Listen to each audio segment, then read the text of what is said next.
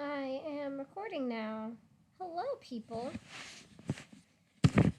It has been a while. Well, you won't think it's been a while, but for me, it's been 2 weeks since I've last read. And that was because school has started up again. Lovely school. Lovely.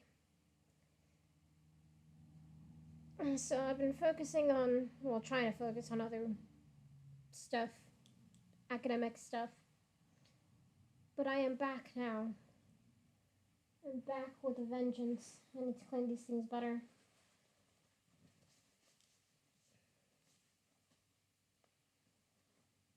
Okay. Oh, they're still not good enough. God damn. Uh,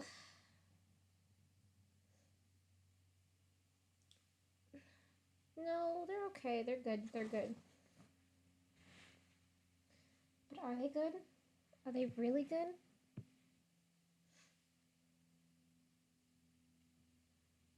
Because I'm that fast. Mm-hmm.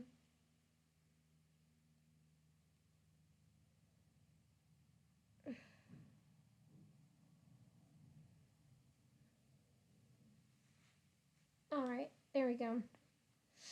Alright, so we left off at. Hold on. This is gonna bug me. No, not that, not that.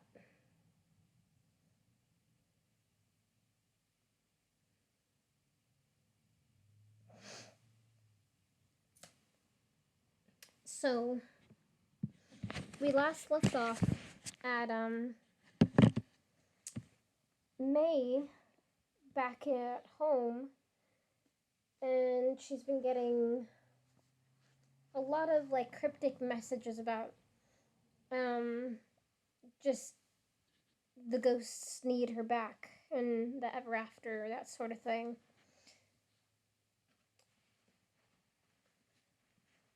And yeah, that's about where we are right now. Well, not right now.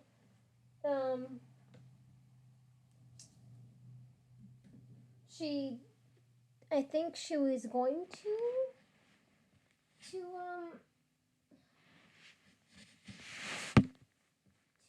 run away or something like that. I don't remember.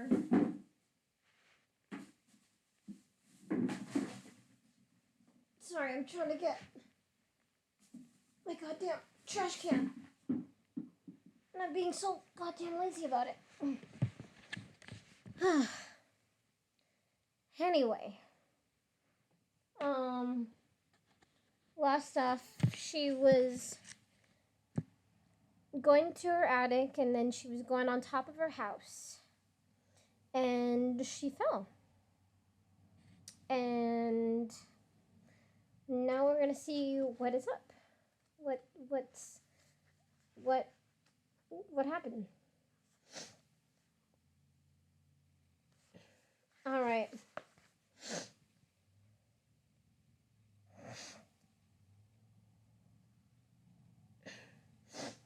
Alrighty. So, ooh, I'm so excited to read. Ooh. All right. All right.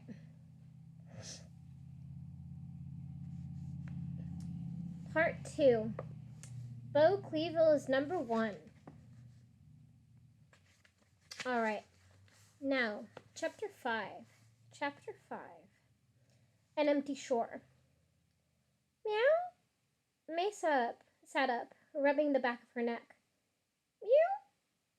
Kitty must be lost in the snow. She scooted onto her knees and looked for him, then discovered that there was no snow. She looked up. There was no front lawn. There was no White Moss Manor. Where was she? She peered around. They were in the woods.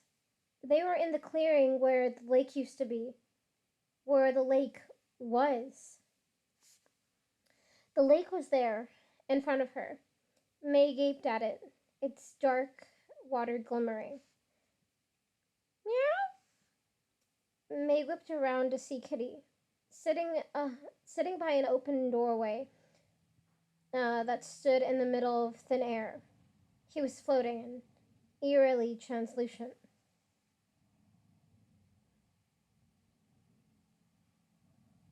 Kitty, your death shroud works. May stopped short as she looked down at herself. Her death shroud was working too. She had a thin, ghostly glow of the dead. A firefly landed on her cheek and she brushed it away. Dazed, she stared back at the door again. They weren't in the woods behind they weren't in the woods behind her house. They were in the woods on the other side. Slowly, May got to her feet and almost lost her balance as they floated out from under her. She threw out her arms to steady herself, letting her legs dangle, letting her legs. Hold on. Slowly, May got to her feet and almost lost her balance as they floated out from under her. She threw out her arms to steady herself, letting her legs dangle loose, trying to get used to the feeling of levitating. She floated toward the door, her heart thudding wildly in her chest. Were they really here? Could it be real? The door stood open, just a crack. May looked behind her to the lake, which used to hold a vicious water demon lurking in its depths, but now nothing stirred.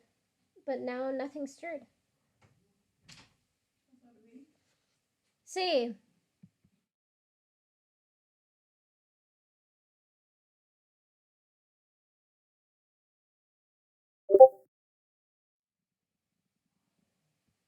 that was my grandma. Um,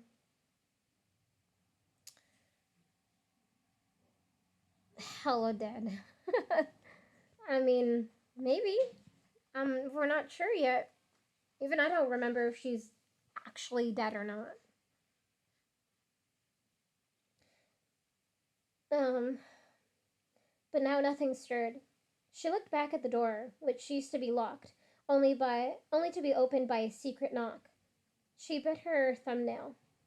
Uncertain, she lifted Kitty into her arms and tucked him underneath her shroud, knowing how dangerous it could be for him, since all animals had been banished from the ever after, where to nobody to nobody knew where. She pulled the door a little wider and drifted inside. The hallway ahead flickered with blue light coming from the doorway a few feet away. May drifted to it. She knew it was an old movie theater. She knew it She knew it was an old movie theater that welcomed all recently deceased spirits to the world of the dead. She hovered in the doorway, peering inside, surprised to see that all the seats were empty. On the screen, instead of the morbid specter who'd appeared there last time, orienting spirits to the afterlife, there was a goblin, its big ears waggling, its teeth glinting, wearing a strapless evening gown and Gucci sunglasses. Gucci sunglasses. Huggabubble, it said. Bugabubble.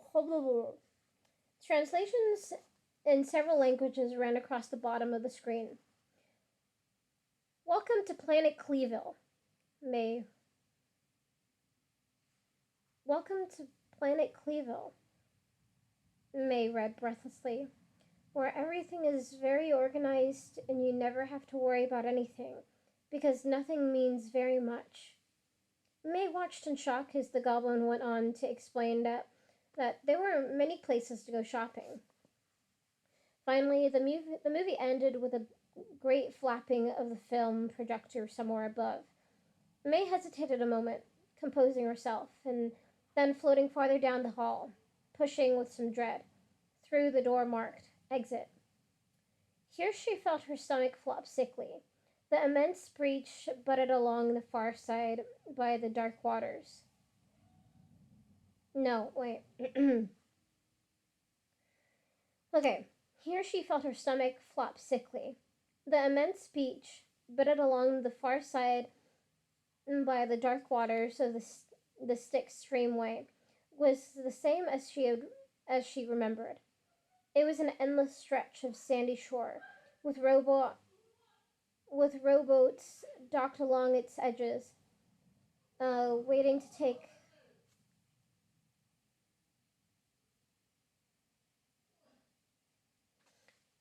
Sorry.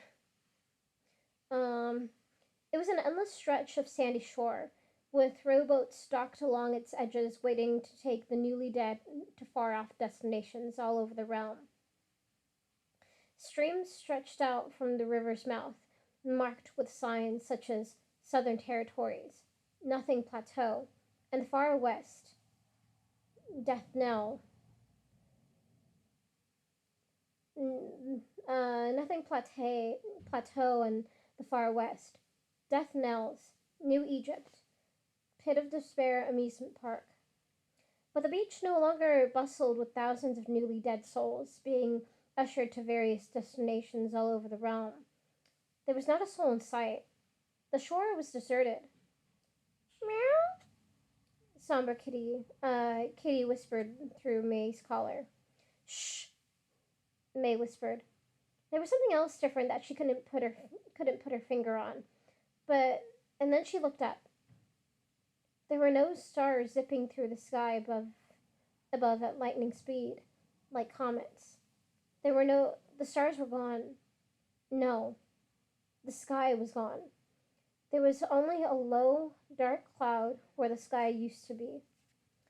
May turned back to look at where she'd come from, but now there was only a brick wall there where the exit had been, marked with the glowing letters Spectroplex.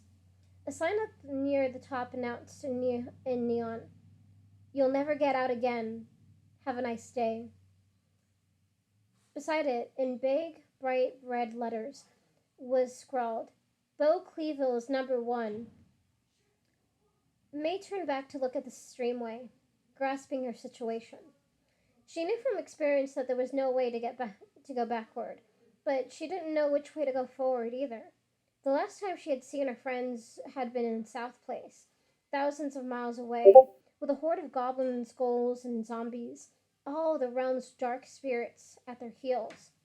She was certain that Lucius, a luminous and wily boy had, had made sure they escaped. But where to? And how had she gotten here anyway? No one had appeared before her on the roof of White Moss Manor. She had seen neither hide nor hair of a spirit coming to show her the way. "It's the lady," she whispered. The lady had somehow brought her back, and now she just needed to wait for a sign to point her in the right direction. Oh shit. Oh, I have the thing. You fucked up, Maybird. How did she fuck up?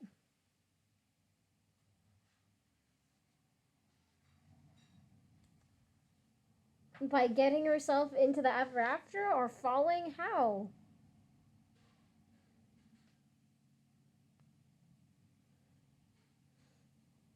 Well, she had to go. Otherwise, I don't know, maybe she would have been turned into nothingness. You don't know, bro. Anyway. She fucked up. I mean, come on.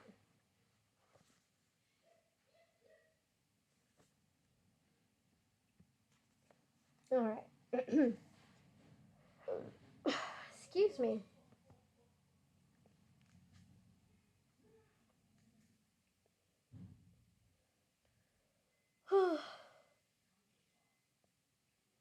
The lady had somehow brought her back, and now she just needed to wait for a sign to point her in the right direction. May stood still, examining the clouds, the brick wall behind her, the sand, the water, waiting for a message. She whipped around. The sound was coming from the spectroplex. The sound of goals. Higglebubbleblee. In her shroud, Kitty began to shiver. Well, she couldn't stay here. May could really think of only one place to go. It was the one place she was sure that, if he could, Pumpkin would go. She turned and hurried toward one of the boats. She turned and hurried toward one of the boats bobbing in the shallows of the sticks, and laid Kitty gently on its floor. She then took a good look across the water, squinted and grasped the stern, giving it a running shove, and then leaping inside. Kitty stood to watch. To Kitty's. What is it, Josh?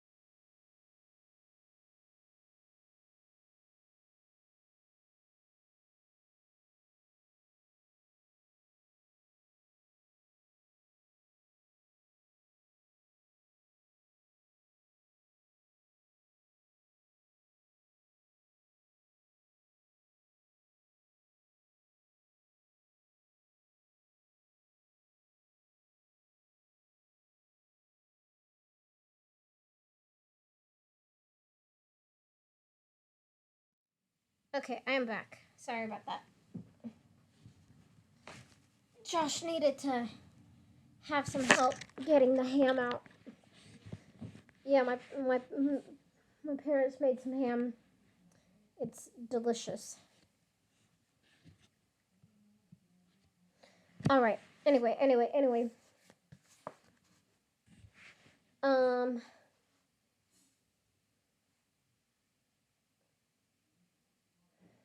She turned and hurried toward one of the boats bobbing in the shallows of the sticks, and laid Kitty gently on the floor. She then took a good look across the water, squinted, grasped the stern, giving it a running shove, and then leaped inside.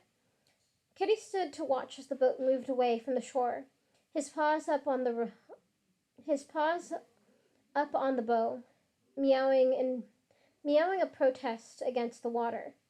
On the beach, the dark figures of about 10 gulls appeared, and May pulled him down to duck.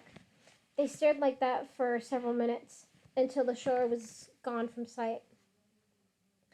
As they drifted into the shadows, uh, the area around them.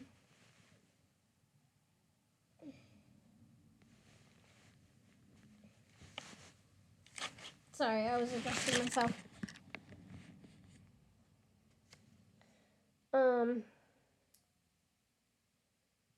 Yeah, as they drifted into the shadows, the area around them seemed to have gone completely silent.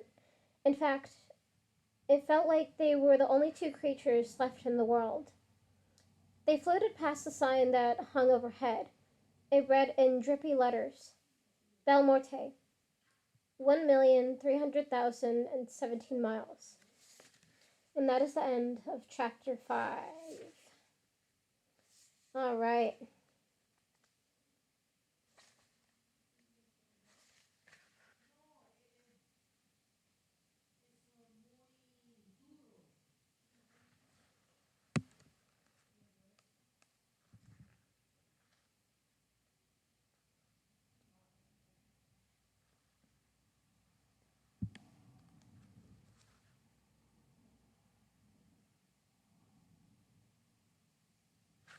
All right.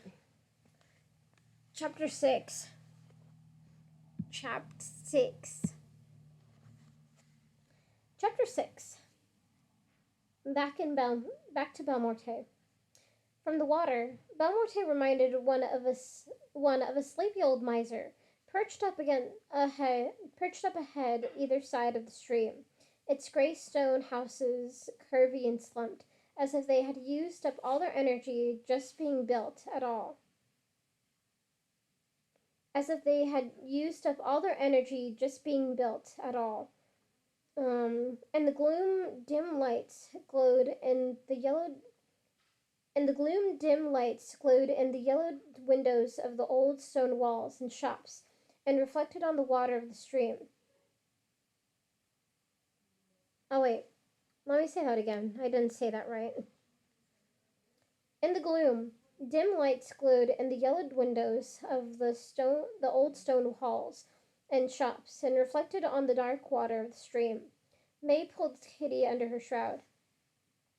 The boat drifted under a small stone bridge, steering itself toward the right-hand side, where it bumped gently against the dock. May climbed ashore, keeping her face lowered. The last time she had seen Belmorte, the whole town had gone into an uproar over a live one being in their midst. May hoped that this time, wearing a fan-made death shroud from North Farm itself, that made her look as ghostly as any spirit one might see in a graveyard on a Saturday night, no one would recognize her. She peered left and right.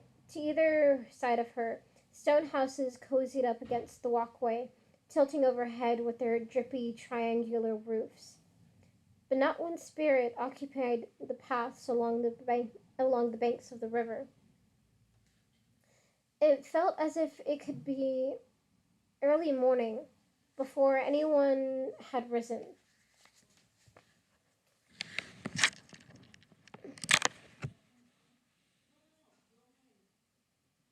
Hold on, I need to drink some water.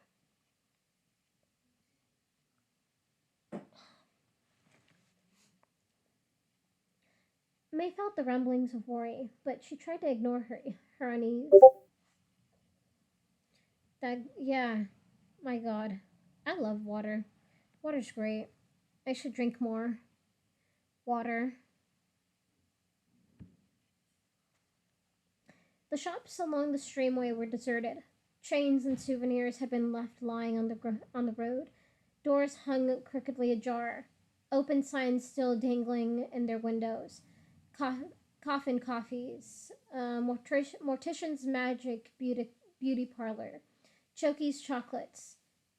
Its windows still full of delectable treats such as tiny chocolate coffins, open to reveal tiny chocolate skeletons inside. Hearses and carriages stood empty, their doors wide open, and above it all stretched the same dark cloud she had seen at the Spectroplex. May's heart thudded. The last time she'd been here, the streets had been full of bustling, happy spirits of Belmorte. Dead Pompeians gleefully leaping out of the towering Inferno Hotel. Gooey ghosts out shopping and chatting mournfully. Sinister-looking murderesses sweeping the crowds with menacing glances. Specters in all stages of decay, and dimly glowing house ghosts. They were all gone. It's still fucked up. I don't know, man.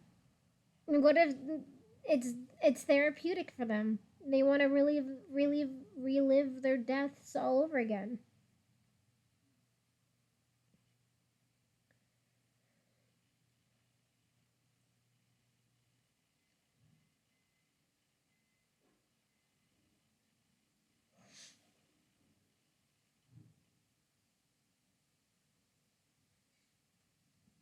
But what if this time it doesn't hurt anymore?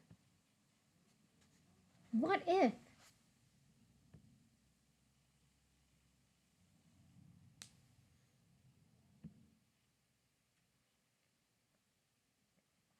I don't know, man. Okay. May drifted through the back door of the moldy page bookshop, brushing cobwebs out of the air in front of her face and sneezing at the dust. On the counter by the old metal cash register, a book lay waiting to be purchased. A farewell to my arms. The amount had already been rung up on the old metal cash register, and its drawer hung open, full of gold coins. She floated uncertainly in front of the store, where a door opened onto the main square of Belmorte. As she emerged, she saw a structure toward the edge of the square, where Main Street began its journey out. Where Main Street began its journey out of the center of town. A shiver went through her. Coming soon, Clevelville number 786. Pardon our dust. Coming attractions. Crawlmart, Charbucks, Skullbuster Video.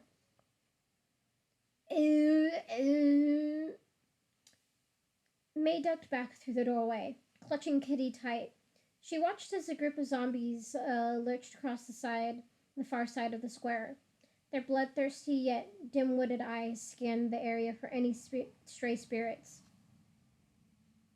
Their clothes tattered, their greenish-gray arms sticking straight out ahead of them, and their legs jerking them along lopsidedly.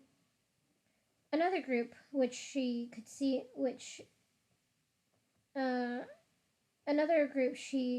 now, was gathered at the Charbucks, which was only half built, sipping steaming drinks and oohing at each other.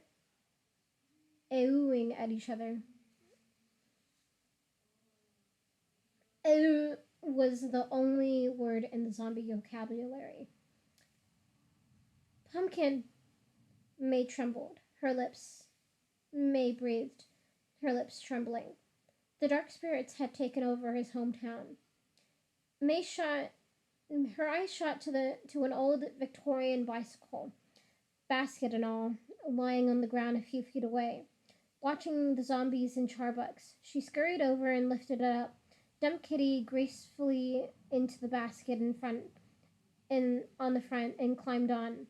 She wobbled and swerved as the bike floated along, several inches above the ground, finally setting a straight course up Main Street. She began to pedal furiously. Within a few moments, the town had fallen far behind them. Beehive House sat all by its lonesome in the middle of the sand, light glowing from its windows. It looked perfectly intact, perfectly still and peaceful. May skidded to a stop, taking a deep breath. But when she saw that the front door stood wide open, she felt a new wave of panic. She and Kitty looked at each other. Meow? He asked. May walked warily toward the door, Summer Kitty at her heels. She stepped into the open doorway, into the shadow of the threshold.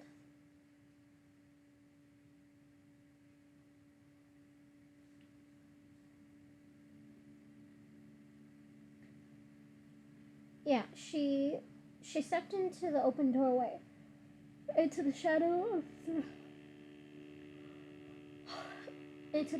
the threshold. Hello?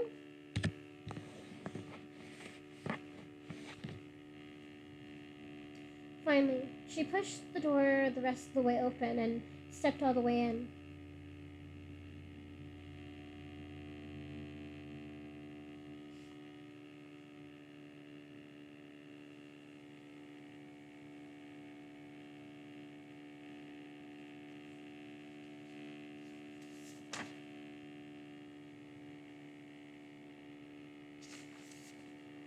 When, uh, finally, she pushed the door. Finally, she pushed the door the rest of the way open and stepped all the way in. Oh, she sighed. When May had last seen the beehive house, it had been a cozy dwelling inhabited by Arista, a bookish, puttering beekeeper and master of the house. Pumpkin, who was a certain type of spirit called a house ghost, had been a servant, but not a very industrious one. The house had been on the cluttered the house had been on the cluttered side, but now it was in chaos. Books and papers were strewn across the floor. May walked through the kitchen into the study, where Arista's scholaphone hung off the hook. If you'd like to make a call, please press the interior biscup, uh, bicuspid and dial again, it said over and over again.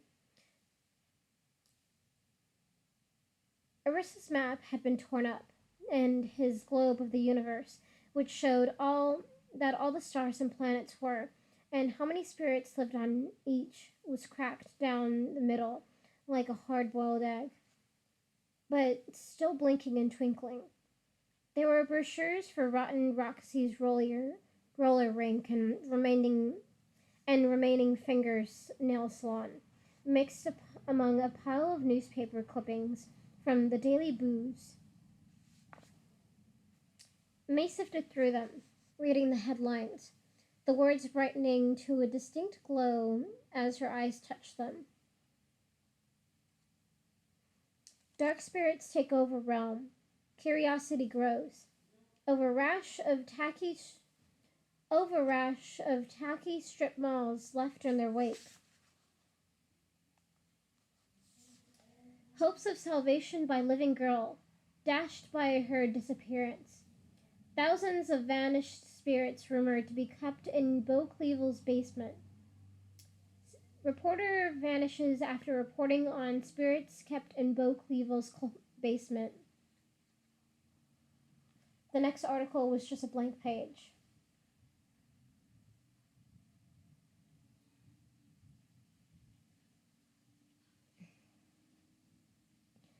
May scanned the papers again, hoping that maybe here she would find some sign from the lady of North Farm, like she thought she'd seen at school in Hogwallow. But there was nothing. She laid them down thoughtfully. She drifted back to the kitchen and then into the guest bedroom, where she had spent her first lonely, scary night in the ever after. The sheets of the bed, ratty and decayed in the first place, had been torn up. Somebody leaped onto the bed and sniffed around. As she went back into the kitchen again, she caught a glimpse out of the corner of her eye of something moving. She swiveled toward it, then breathed a sigh of relief. It was only her reflection in the mirror, in her death shroud. Tall, lanky, long-haired, and disheveled. She looked far different from the girl who had stood in Arista's house 3 years before. Then, she hadn't known about Bo Clevel or at all, or ghosts for that matter. She had been terrified of Pumpkin. She hadn't known he had been haunting her house all her life, watching over her, invisible. Pumpkin's grave, she whispered, and rushed out of the house. Pumpkin's grave wasn't hard to find. It just sat beyond the beehive in Arista's garden, a big rectangle in the ground with a slab of stone on top engraved with his name. Spirits in the ever after used their graves as doorways to haunt the earth. All very routine and proper. There were countless graves gathered all around the towns for this purpose.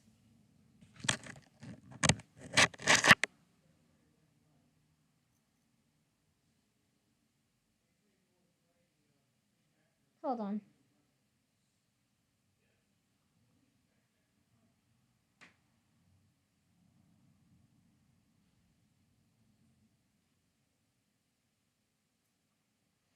Okay.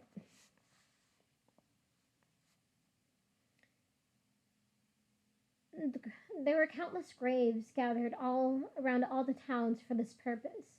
Though, if you try to use someone else's grave or just fell in by mistake, you ended up as a lost soul, doomed to drift about the universe alone forever and ever. She gave the stone slab a shove and peered inside, but only the gaping rectangle stared back at her. But no, there was something else. A black lump just in the corner. May reached in and lifted it up. A bow and a quiver of silver arrows. Her bow and arrows. Pumpkin had expected her to come back. The bow had once felt awkward on her, but now she shouldered it without a moment's thought. She floated back indoors into Arista's study. She stood in front of the broken globe, tracing her finger a line between the star called the Ever After and the planet Earth. Not knowing what else to do, she settled in for the night, poring over a map of the Ever After, wondering what to do, where to go. Her finger, tracing the map, landed on the capital city of the realm, Ether.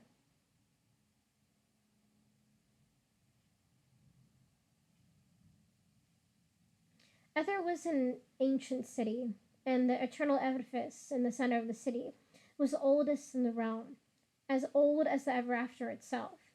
The edifice was guarded by the magic of the lady herself, along with the High Ghost Court. Most especially because it contained the Book of the Dead, which held all the answers to the universe.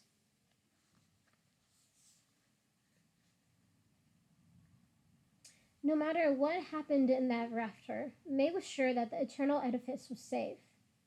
She sank onto her elbows.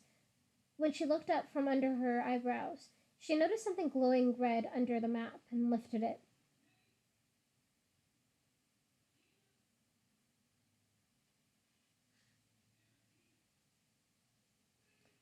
There underneath was a piece of paper, carefully folded and pulsing with red light. Against her better judgment, May reached for it and unfolded it. She jerked back when she saw the light was coming from a stamp at the bottom of a pair of glowing red eyes. Written in dim letters above it were these words: Heidi girl and scaredy cat. If you are reading this, you have come back to the Ever After, and that was a mistake. But it is not unexpected. I am looking for you. We are both singular sorts of spirits, and there is no way we can avoid one another. Remember, little speck, you will find me, or I will find you. There was no signature, only the red eyes, which May knew were the eyes of evil Bo Cleaville. She looked around the room again. How long ago had this note been put up here? Days? Weeks? A year? What happened to Pumpkin and Arista? Had the dark spirits taken them? Had Cleaville? She feared the worst. If she had been here, would she have been able to prevent? If she had been here, would she have been able to protect them? She pulled out one silver arrow from her pack and stared at it, gleaming perfectly smooth. She stood and with a heavy heart drifted into the spare room and sank into bed. She curled up with the arrow beside her and watched it shining in the dark, wondering. Finally, she lay back and drifted into a fitful sleep. Somebody curled around her head like a pair of earmuffs, watching the door the long night through. Oh, there's another typo. Huh, weird.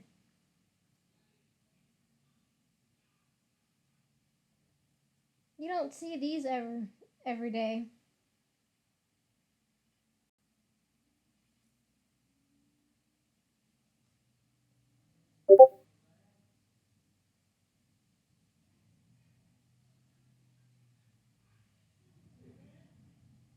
There's the typo.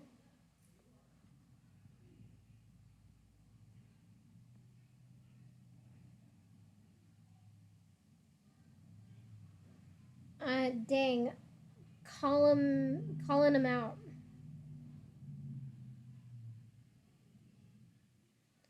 It's supposed to read when May woke, but it's only we. Heh, that's funny.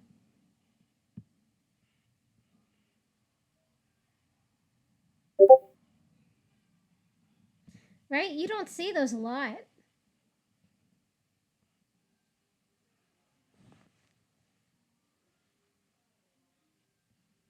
So those are pretty cool.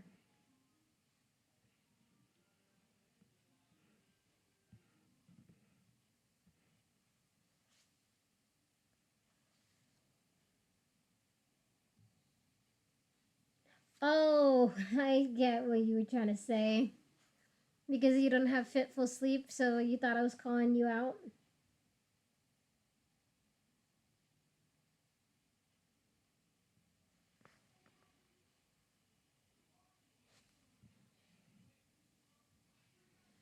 Oh, calling out the editors on the typo. Well, yeah, it's kind of cool when there's like a typo because those are pretty rare. And I'm not saying like, fucking editors don't do their job. I just think it's interesting that, oh, there's a typo here. Always proofread. Always proofread. All right, all right. Um,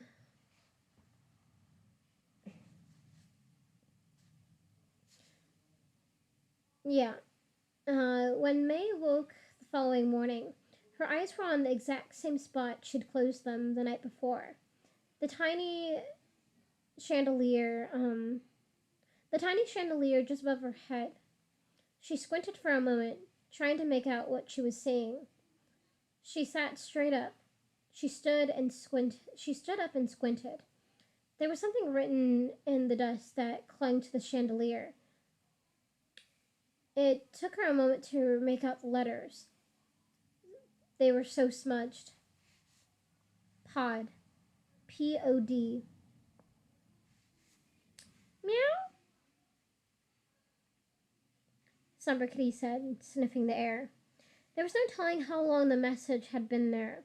Had it been there before the residents of Belmorte had disappeared, or after? Did it did it mean what she thought it could mean? May looked at Somber Kitty, then leaped off the bed and hurried into Arista's study. She unrolled the map of the Ever After again. There. May jabbed her finger at the spot of the map. Pit of Despair Amusement Park. It was in the west, south of the city of Ether, and west of New Egypt. To get there, they would need to take the great road called the Trans Realm Floatway, which ran along the Dead Sea, and then hooked west under the city of Ether. There were a million reasons why it might turn out to be a dead end. Maybe Pit of Despair was not what the letters meant. Maybe the Pit of Despair was no longer standing. But it would give her something to work toward until she had more direction. Until the lady contacted her and told her what she needed to do next. Somewhere along the way, the lady's help would surely find her.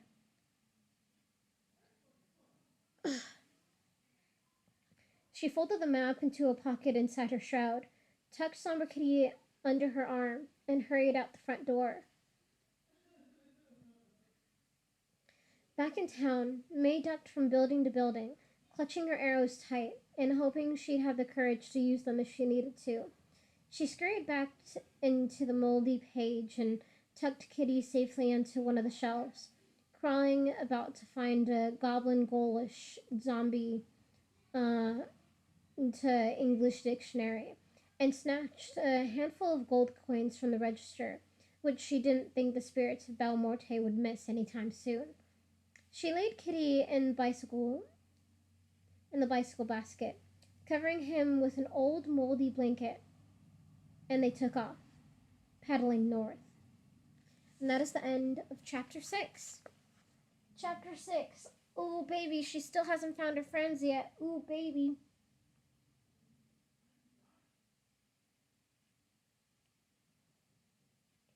She has not found her friends yet. Are they dead? Or are they not dead? Alright. Let me get more comfy again. Oh my god. I am too old. I am too fragile for this.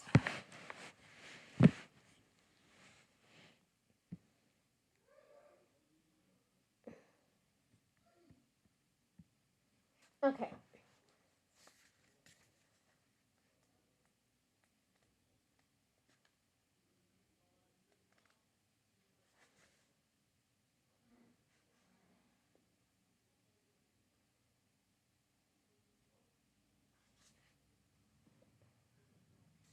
Alrighty. Chapter 7. Like a Ghost. The southern bluffs of the Ever After rose to overlook the dark, oily Dead Sea, which stretched off into the horizon as far as the eye could see. May and Kitty wove along the Transgrom floatway, which hugged its outermost curves. May carefully steering the bike, her brows knitted in concentration, for fear that they would tumble over the side and fall into the dark waters below.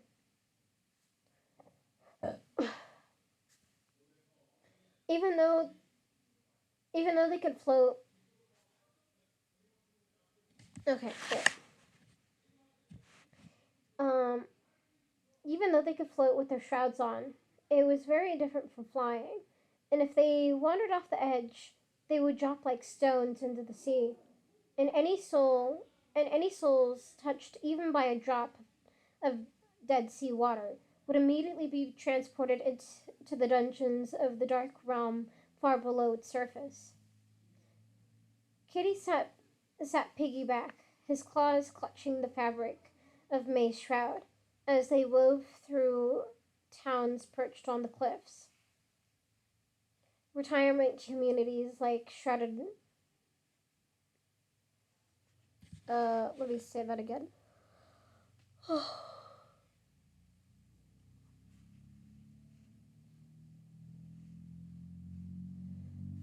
Kitty sat piggyback, his claws clutching the fabric of May's shroud as they wove through the towns perched on the cliffs. Retirement communities like shrouded shores and restful recluses, advertising skull bowling in the withered front lawns. Budget resorts full of cozy graves such as seaside sarcophagi, and ritzy beachfront communities full of decrepit, crumbling mausoleums with $1 million views of the dismal Black Sea. All were deserted. All were deserted.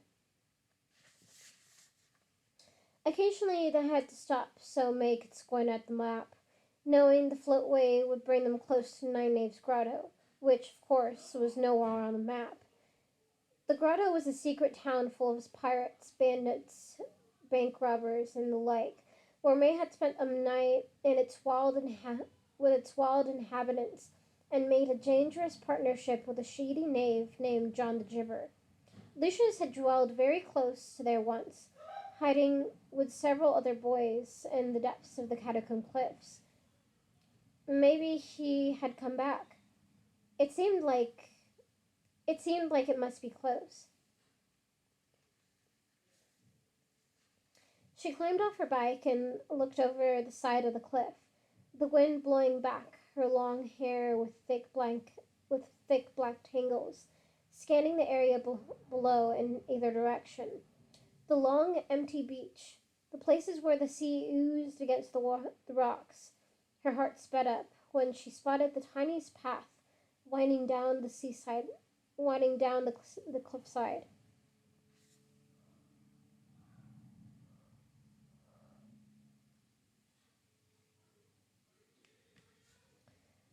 Uh, with Kitty at her heels, she wound down the path until she was at a gaping hole that sat like a cavity in the side of the cliff. She hesitated, looking over her shoulder, and then up at the sky. This was the realm of the luminous boys, and they were known to be mischievous, sometimes too mischievous. The first time May had encountered them, she had ended up locked in a bird cage. She didn't want she didn't want that to happen twice. Still hovering uncertainly, she noticed something moving. She noticed something moving um, in the sky far over the ocean.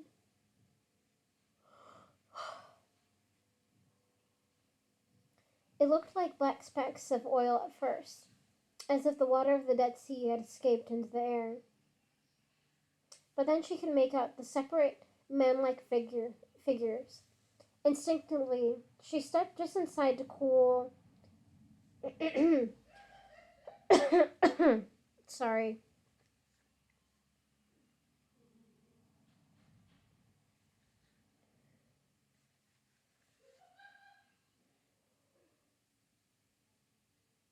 Oh, fuck. I'm so tired.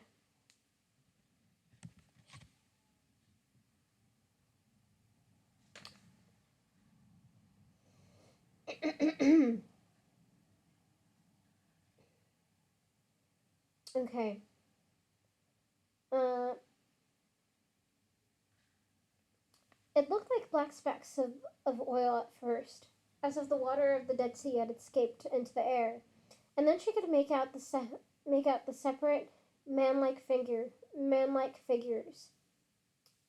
Instinctively, she stepped just inside the cool darkness of the cave, reaching out to pull Kitty in too. And they waited in silence for a long time.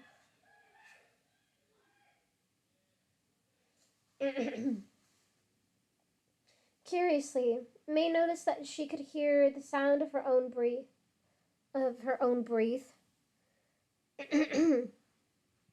Hold on just 1 second.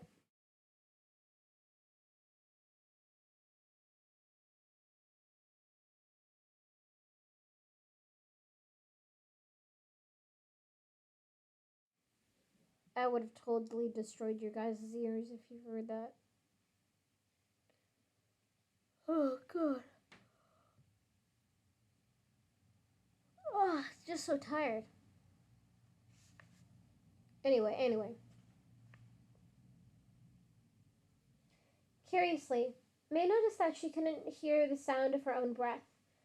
A chill crept from the tips of her toes back through her heels and up to the roots of her hair.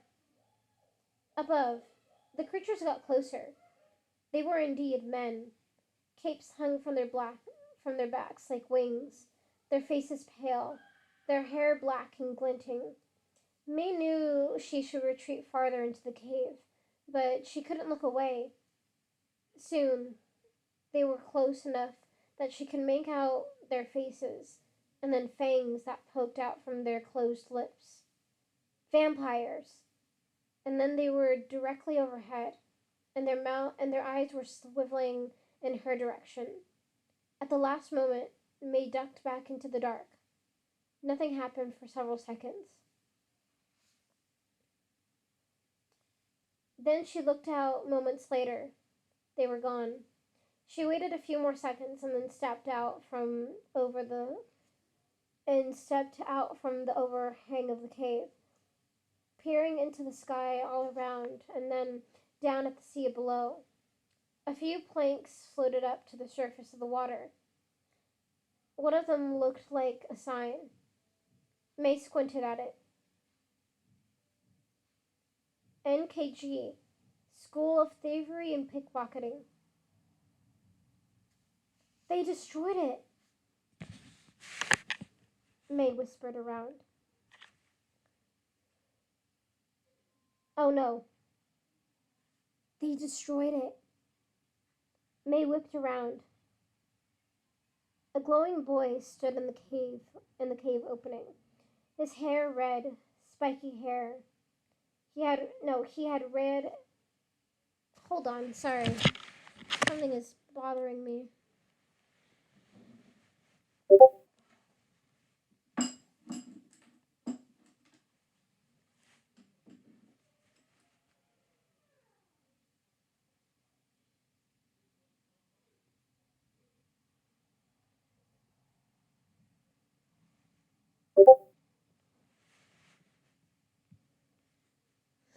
Her boyfriend?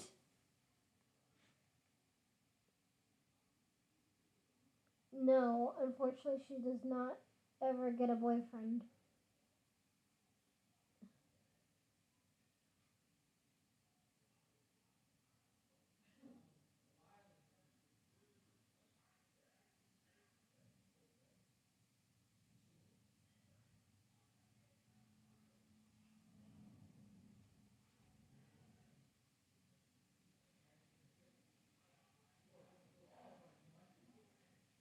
No, she doesn't get a girlfriend either, Chandler.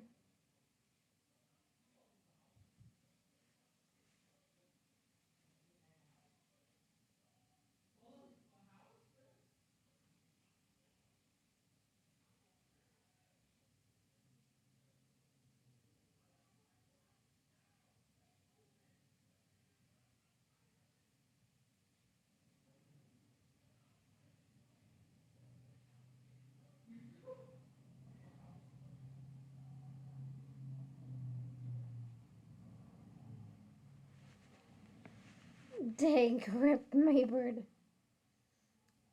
She doesn't need a love interest to save the ever after.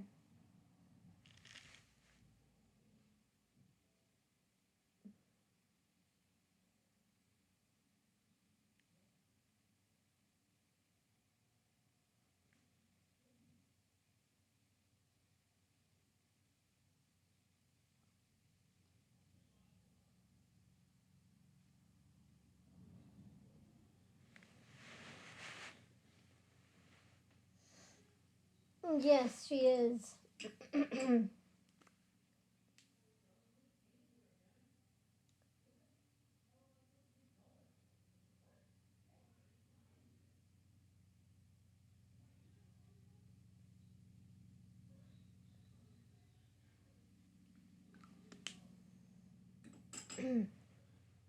Sorry, something was really bothering me with my eyelash, so I had to see what was going on with that. Anyway, May whipped around. A glowing boy stood in the cave opening.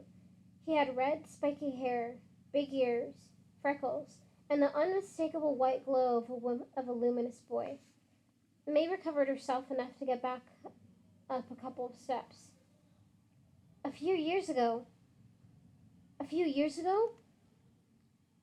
the boy continued. Right after that living girl took Lucius away, we ventured out the next day, looking for him, and there the ghouls were in the grotto, tearing it down. May knew the luminous boys rarely ventured out of the catacombs at all. They were they were too fearful of what awaited them outside. She cleared her throat, suddenly feeling suddenly shy. Ahem, ahem. Is is Lucius here now? The boy looked her up and down. He wants to know, he growled. obviously trying to sound tough.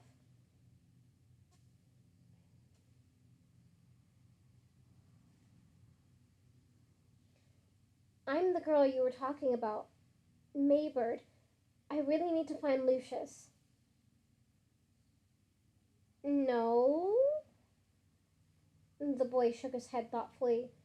No, it wasn't you. This girl was small and alive. I've grown, May said, but I'm still that living girl. A mischievous grin spread across the boy's freckled face. Well, don't you think you're tricky? He thrust out his skinny. Sorry, my eye is still like giving me problems.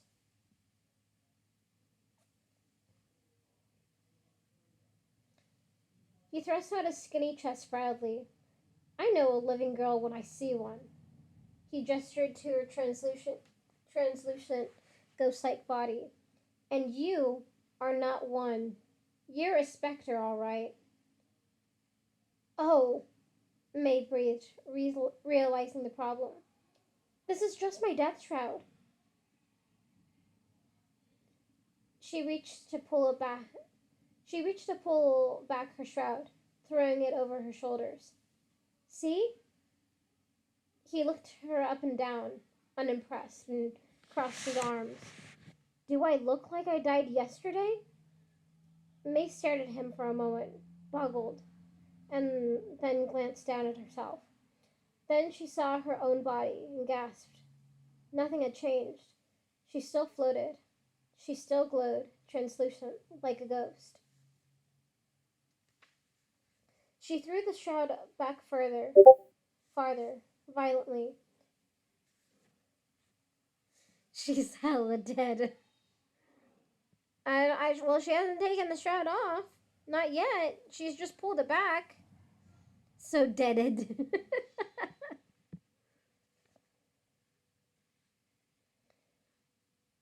She threw the shroud farther back, violently. Then, as if it were full of roaches or spiders, she frantically worked on the knot at her neck to untie it, yanking it off her shoulders and dropping it to the ground. She couldn't make sense of what she was seeing. She turned to Somber Kitty and pulled off his shroud. He too, still hovered, ghosty, ghostly. Oh, maybe this is another typo. Or maybe ghosty is supposed to be a word, but I think they were trying to say ghostly. Let me see. Is there just a word for ghosty?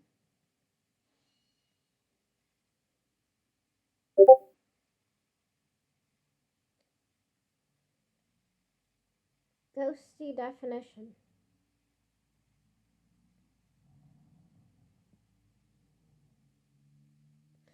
Okay, that's supposed to be a thing.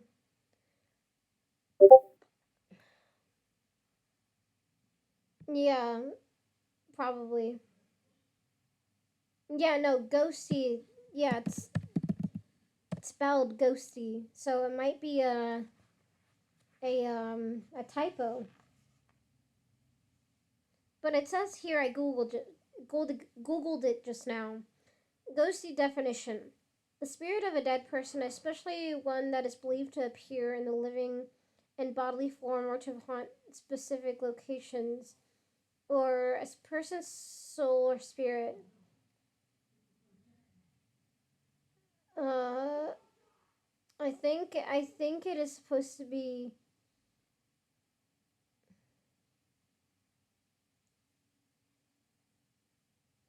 Yeah, I think it is supposed to. It's a typo.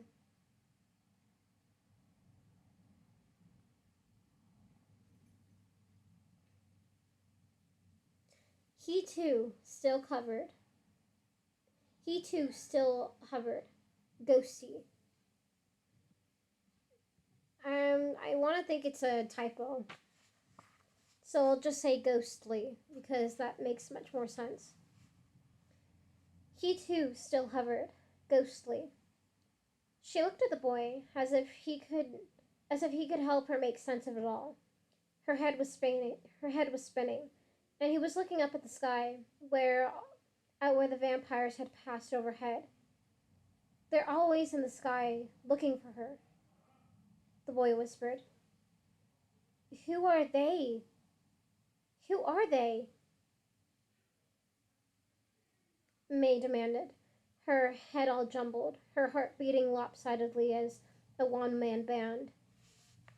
The boy looked at her for a moment, and then his gaze darted to something behind her shoulders, and his eyes widened.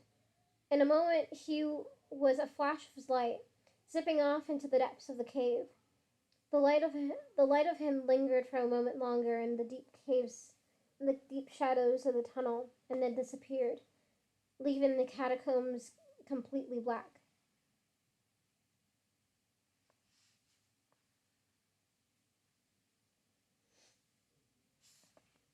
Ooh, wait.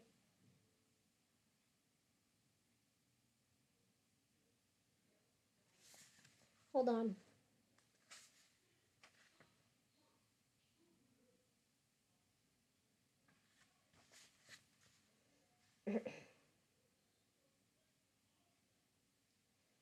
Uh,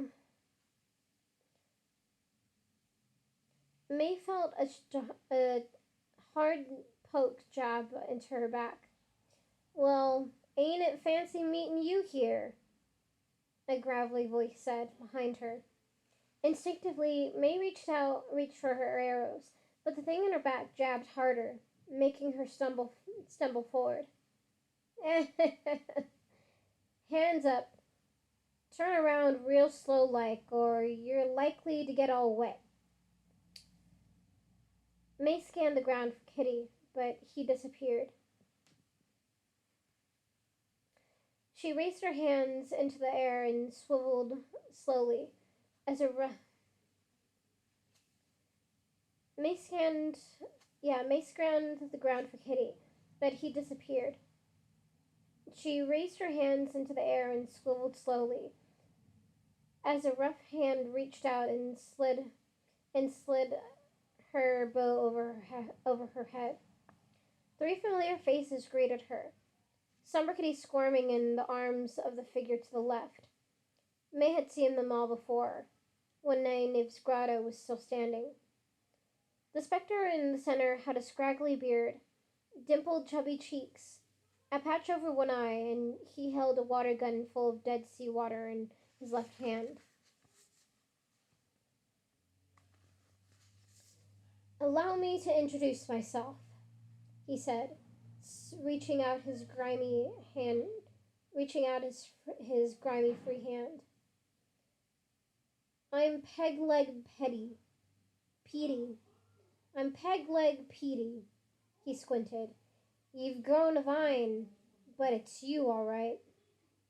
He looked May up and down and smiled to reveal 7 golden teeth in an otherwise empty mouth. He reached one hand around her wrist firmly. With the other, he pulled a length of rope from his pocket. He winked at her and grinned more widely. And you look like $1,000,000. And that is the end of chapter 7. The pirates got her now, matey.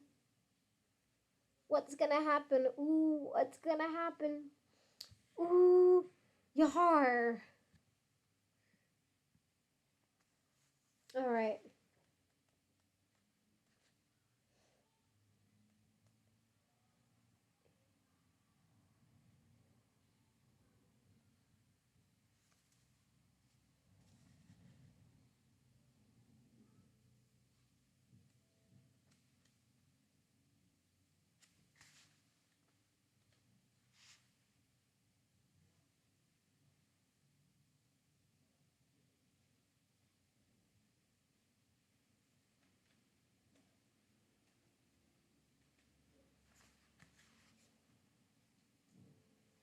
I'm like reading ahead to the other chapters, and man, it takes a while. Never mind. I was not gonna spoil anything. Nope, not at all. All right, we are at chapter 8.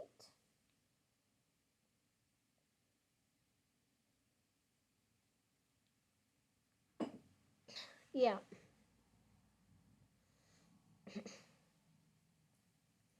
yeah, chapter 8. Chapter 8, The Last of the Knaves. 'Twas only a small group of us that made it out, thanks to our smarts, Petey was saying, plucking a hair from his scraggly beard and using it to floss his golden teeth. And Knaves always got to have an escape route. Petey, sitting in the driver's seat of the car, which was painted the exact color of the desert so that it was almost impossible to spot from more than a few feet away, wore a striped pirate shirt that accentuated his bulging belly. One wooden leg protruded from his baggy trousers. In the back of in the back with her in the back with her wrists tied together, May was flanked on one side by oh, excuse me. May was flanked on one side by a chunky woman with round, bluish cheeks who May knew went by the name of Guillotined Gwyneth. She had a purple gash along her neck where she had clearly been beheaded. From where She had a purple gash along her neck where she had clearly been beheaded, and her brown eyes twinkled with malicious mirth as she stared at May. Summer Kitty, whom Gwyneth held on her lap tightly, looked to be smothering in her copious bosom. On May's right sat a bean. On May's right sat a beanpole of a man in a black and white striped prison suit. He had introduced himself as Skinny Skippy, and and now sat fiddling nervously with a quiver of arrows, licking his dry lips and rocking back and forth slightly.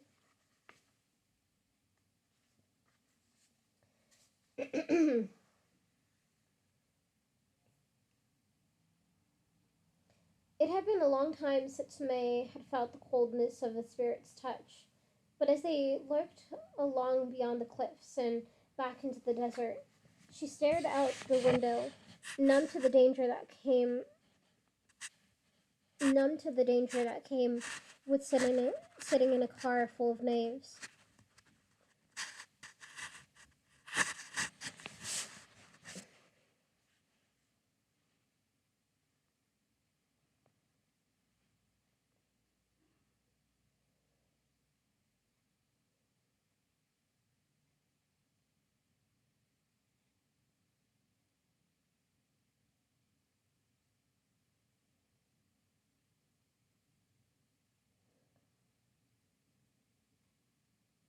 Oh, okay. Yeah, sorry, I just got super lost.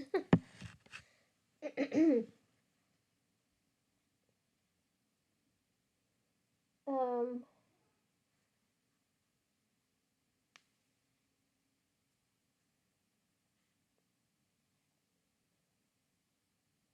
but as they lurched beyond the cliffs and back into the desert, she stared out the window, numb to the danger that came with sitting in a car full of knaves.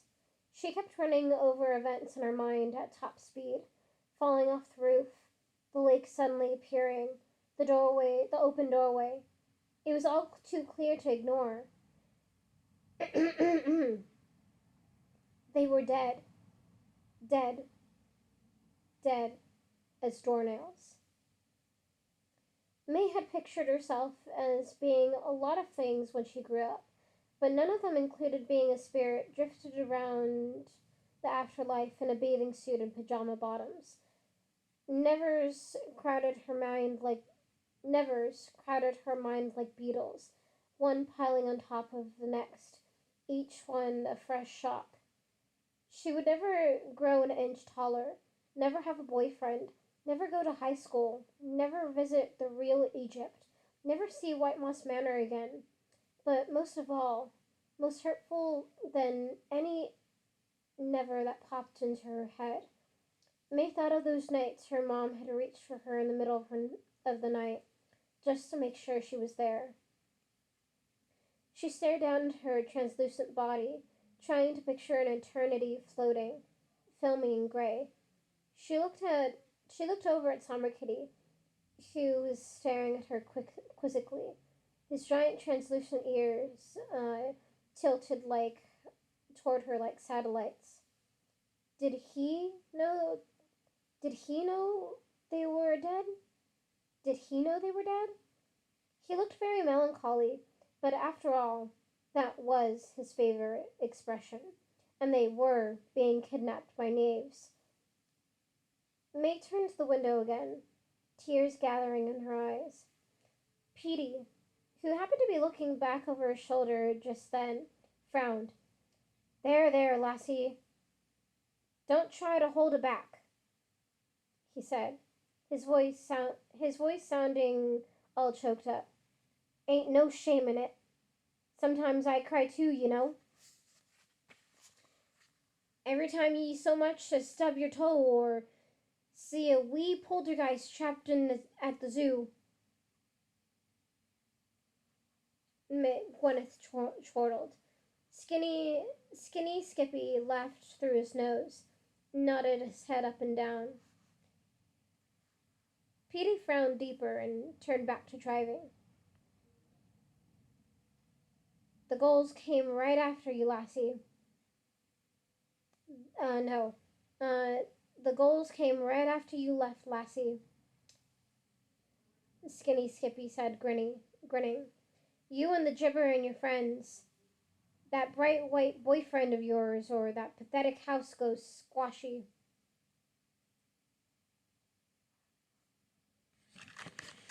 May was barely listening. Hold on. Jesus, like my leg is super like itchy. And I'm just like, why do you have to be like this? Why do you gotta be so itchy? Can't you like not itch or feel like itchy pain?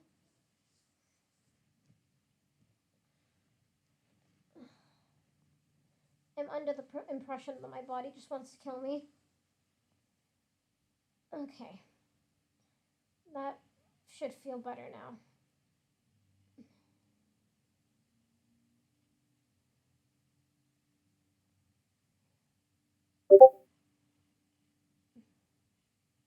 Right? Yeah, it's totally what it wants me to do. Like, it wants me to scratch my own skin off. Okay. Till you're just bones. Oh, man. Yeah. Exactly. We're all skeletons in the end. That or ash.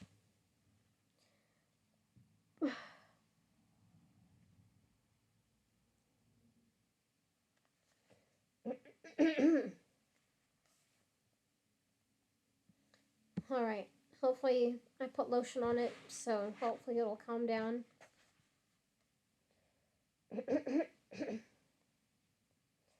May was barely listening. She cast a glance at Skippy, who licked his smiling lips, worms crawling out of the holes in his shirt. He's not my boyfriend, she muttered. Say, Petey looked into the cracked rearview mirror. What happened to you anyway? How'd you die? Asphyxiation? Drowning? May kept her mouth shut. She didn't know how she continued to exist right then. She felt like she should disintegrate completely. So empty did she feel. Well, the ever afters changed a great deal since we last had the pleasure of your company, he went on. Gwyneth and Skippy rolled their eyes at each other at the words pleasure of your company. And Gwyneth pantomimed Petey's fine manners. She nodded toward the front passenger seat, drawing May's attention to a book that lay there. How to Win Friends, Influence Victors, Have Good Manners, and Find Buried Treasure by Duke Bluebird, Esquire. Petey, not noticing, continued. All our friends gone, lassie, and knaves being the best souls at hiding themselves and being sneaky. He sighed. Ah, well, I'd say the others that dwelled in the grotto have crossed the bridge by now. I'd say lots of spirits all over the realm have since Cleveland took over. He sniffed. Poor things. And poor Jesus, poor me and my leg. God damn. Like, it's super, like, itchy. Like, it's like, I don't know, it's like, just,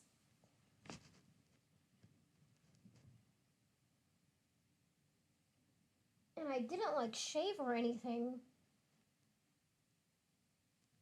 Okay, what I'm gonna do is I'm gonna put a shit ton more of, lotion.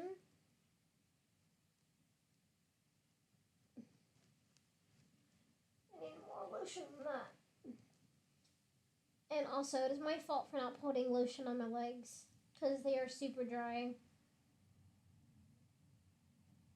Like, I need to have better, like, care for my skin and my legs.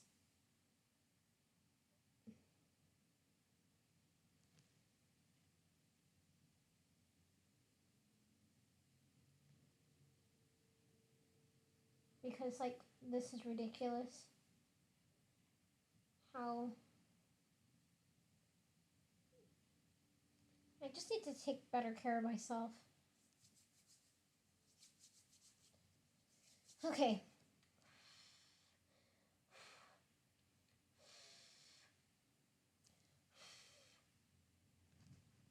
Okay, I'm just gonna leave my. Oh, yeah, I'm gonna put. In case I get uh, lotion on the the blankets because I don't want to do that. Anyway. Jesus, it's already been an hour and 23 minutes? Jesus.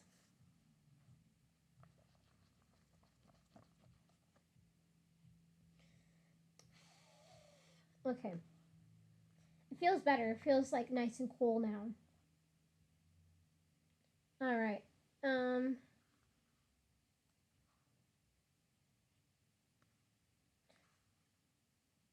Yeah. Where were we? He sniffed. No. Well, I'd say the others that dwelled in the grotto have crossed the bridge by now. I'd say lots of spirits all over the realm have, since Cleveland took over. He sniffed. Poor things. Bridge? May murmured, hardly caring that she didn't know what he was talking about. Gwyneth let out a derisive grunt.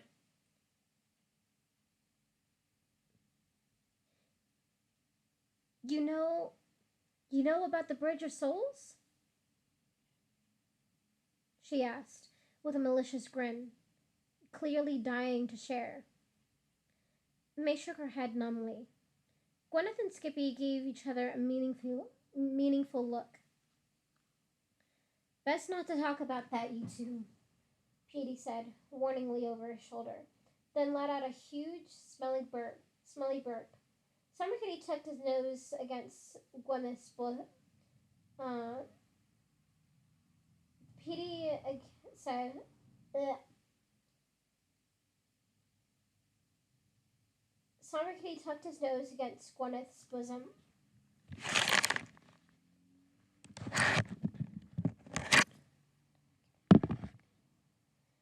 Um, yeah, Summer Kitty tucked his nose against Gwyneth's bosom.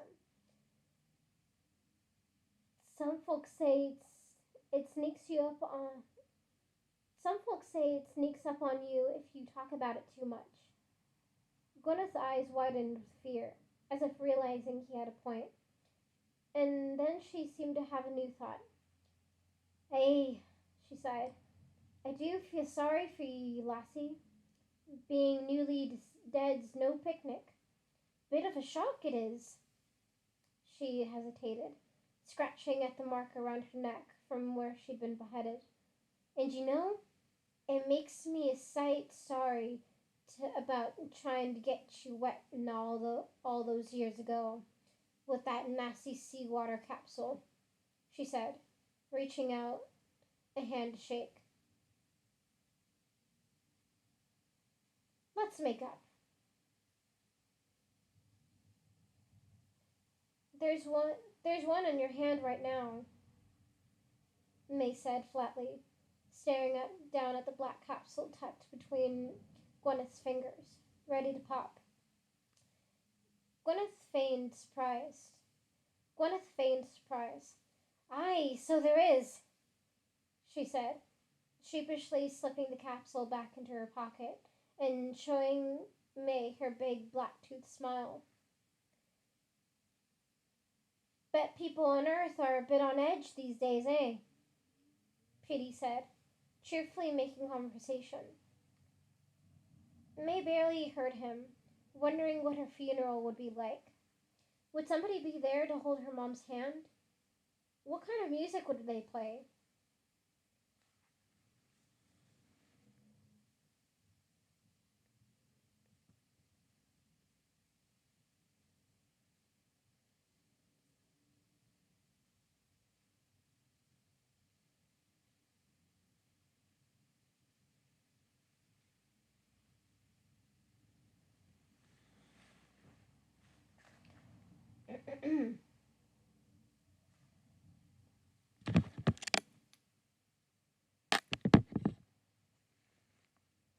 Up ahead, the city of Ether came into view, and they all fell silent, leaning forward breathlessly. Even for spirits who saw it every day, the city was breathtaking. Its spooky rooftops, the great churches that soared above its walls, and the enormous gray spire of the eternal edifice, which rose so high in the air that its roof couldn't be seen, it merely disappeared into the sky. The city was surrounded by an enormous cemetery filled with hundreds of thousands of graves for nightly haunting duties. Ether itself was still alight, eerie glows coming from the windows, but even from this far away, May could see that the great phantoms that once guarded its four gates were gone. Bo Clevel called the sniffin' phantoms home last year sometime, Gwyneth said, following her eyes. "'Twarn't necessary any more. Now he's just got the vampires roaming the skies." May could just make out a giant structure up ahead, several stories tall, just outside the city gate. That was new. It was a billboard of sorts, with a dark, shadowy figure on it. All in black, moving back and forth decisive, quick movements. The way it moved, powerful and menacing, reminded her of Bo Clevel. She imagined she could make out his long trench coat, his beaten hat.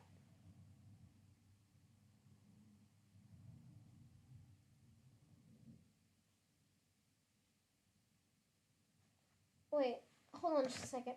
I need to check something.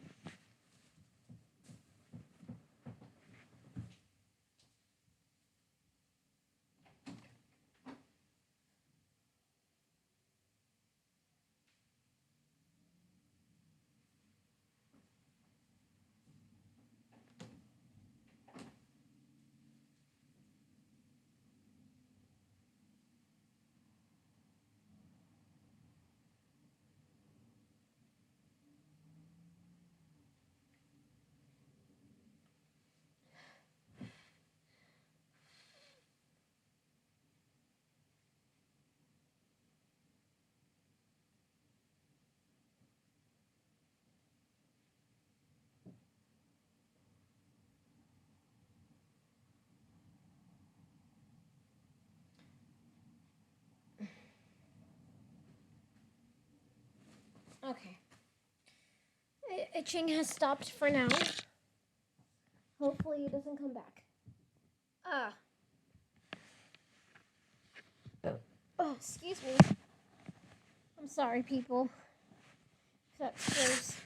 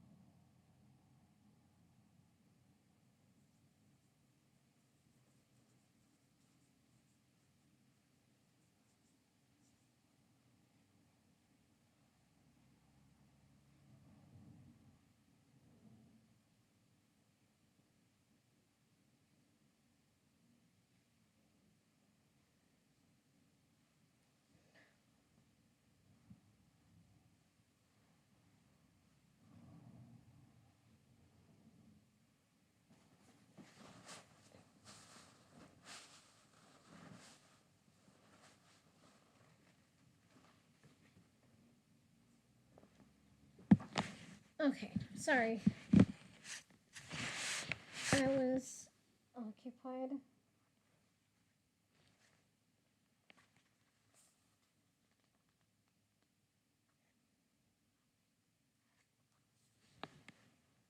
Okay.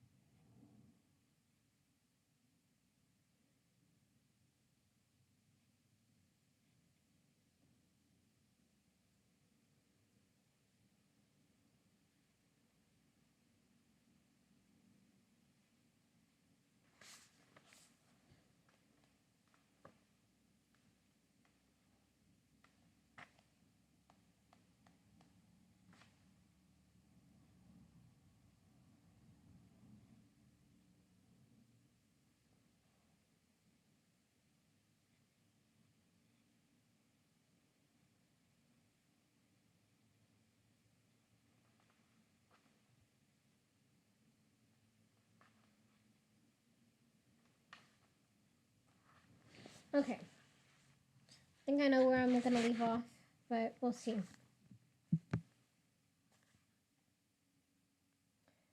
Alright. Um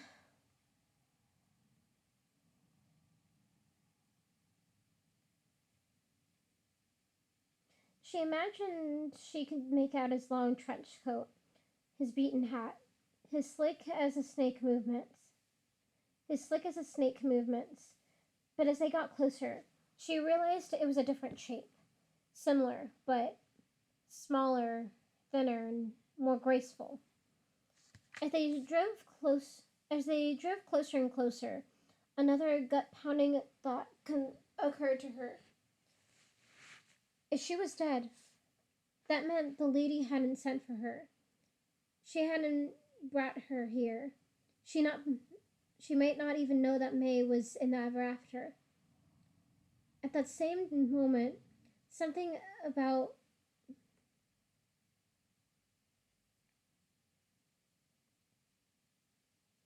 at that same moment, something about the tilt of the finger on the billboard up ahead made May's ears go red and itchy. If her heart had been if her heart had still been beating, it would have skipped. It couldn't be. But then, now that she saw it, there was no mistaking it. Things, which a moment ago seemed about as bad as they could get, got worse. Landing ahead was a moving picture, several stories high.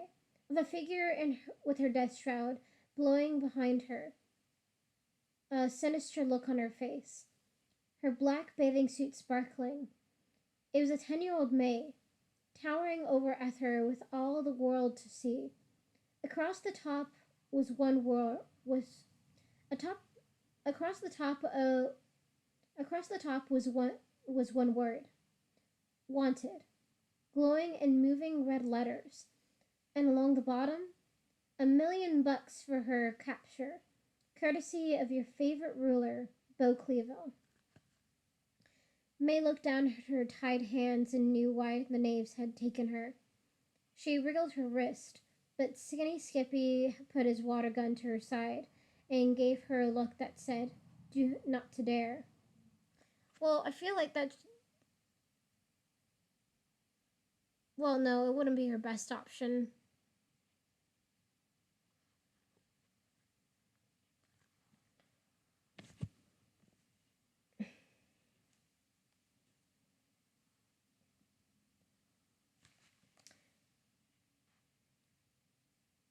"We float from here," he said. "You fucked up again, Maybird."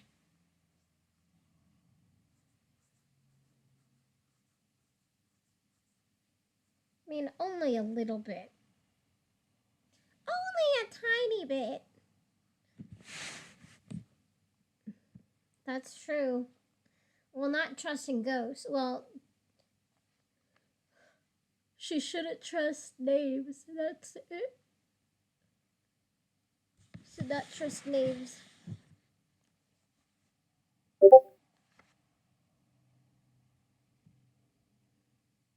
"Kill all knaves."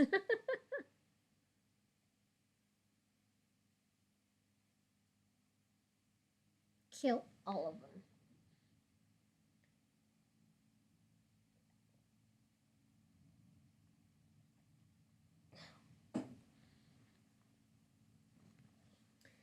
All right.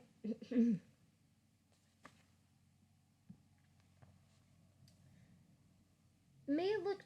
No.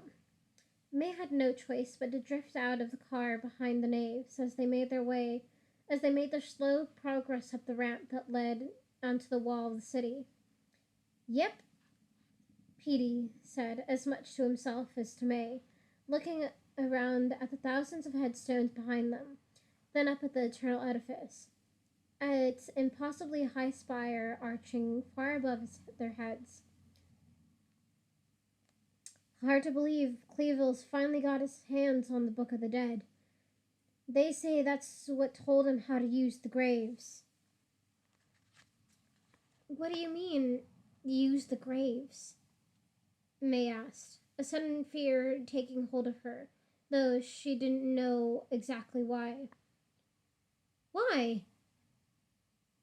"Why," Petey said, looking surprised, "how to use other spirits' graves without getting lost. That's how he means to do it, you know. To do what you think all the What do you think all the Cleavilles are for? For the dark spirits, of course. Thousands and thousands of them. Ghouls, goblins, vamps, whatnot." He nodded to himself. "Yep. I'd say we're just about ready to go." "Go where?" May asked, her stomach turning sickly. "Why, to go take over the land of the living, of course," he said, chewing on something. "Didn't you know?" He motioned to the vast graveyard behind them, a giant version of the cemeteries that stood in every town in the ever after, all, all full of doorways to the world below. He reached a finger to his mouth and pulled out a cockroach, but May hardly noticed. Earth's the next to go. And that is the end of chapter 8.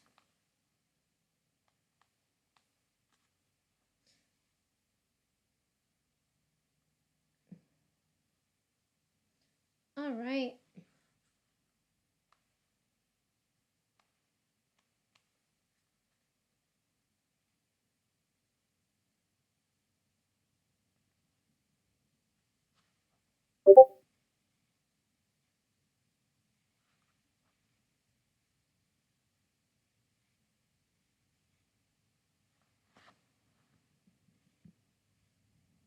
Rip the world. Yes, rip the world. All right. Anyway, chapter 9. Chapter 9. Ghost City. May and her captors drifted up the main boulevard, tumbleweeds flying past them. The dusty streets of Ether, once filled with bustling merchants, hanging hangmen, Victorian spectres bustling off to haunting duties, shades of saris and silks, spirits hawking souvenirs from rusted carts, were empty. Tiny shovels, no, not shovels, tiny hovels, cottages, gaping mausoleums, intricate crumbling chapels lined the boulevards and crisscross alleys, but nothing more. Even the stone gargoyles that had once lined the tops of walls of the city were gone. It was impossible, May thought. Impossible. The Ever After was full of ancient rules, and one of them was hopping graves is for babies, which meant no spirits could use other spirits as graves to haunt the earth. You're right to look scared, girlie.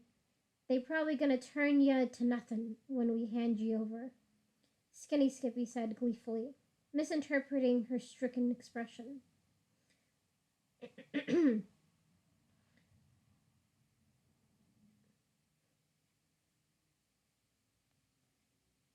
They stopped at an empty bakery with crispy, skull-shaped pastries in the window display, and cupcakes coated in thick white frosting made to look like brains, and tiny, intricate marzipan coffins.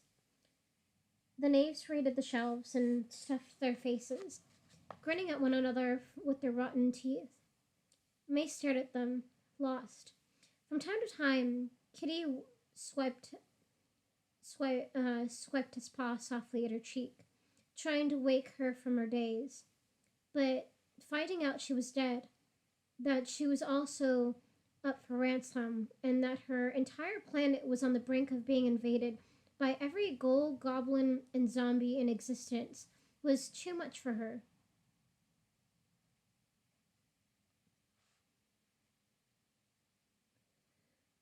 Something inside her had crumbled up, checked out, and again, my leg is like super itchy.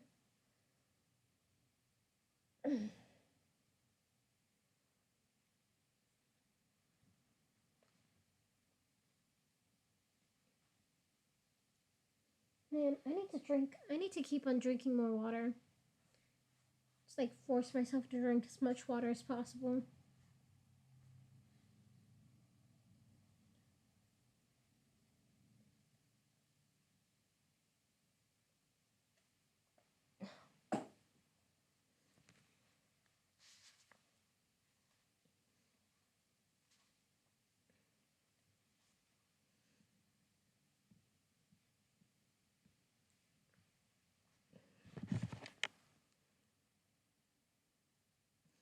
Hold on just a second.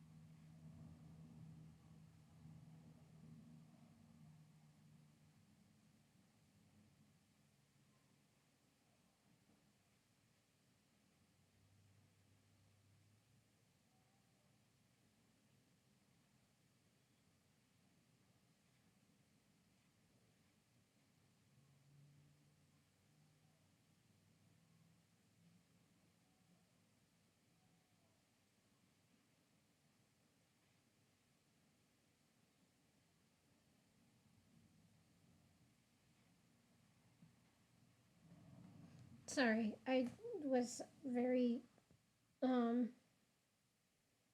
distracted. Okay, I think I'm almost done with this chapter. Actually, no, I'm not almost done with this chapter. I'm gonna go get more water. More water I shall get. I will be right back.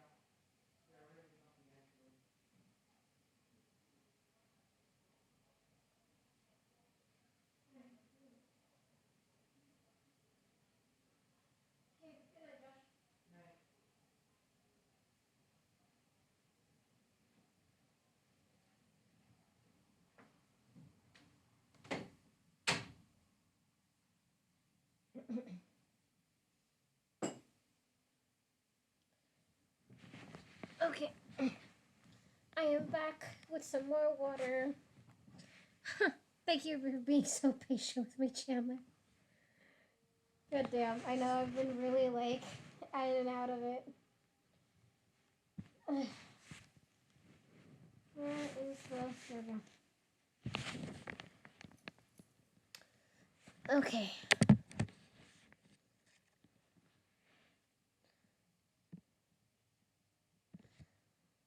Already.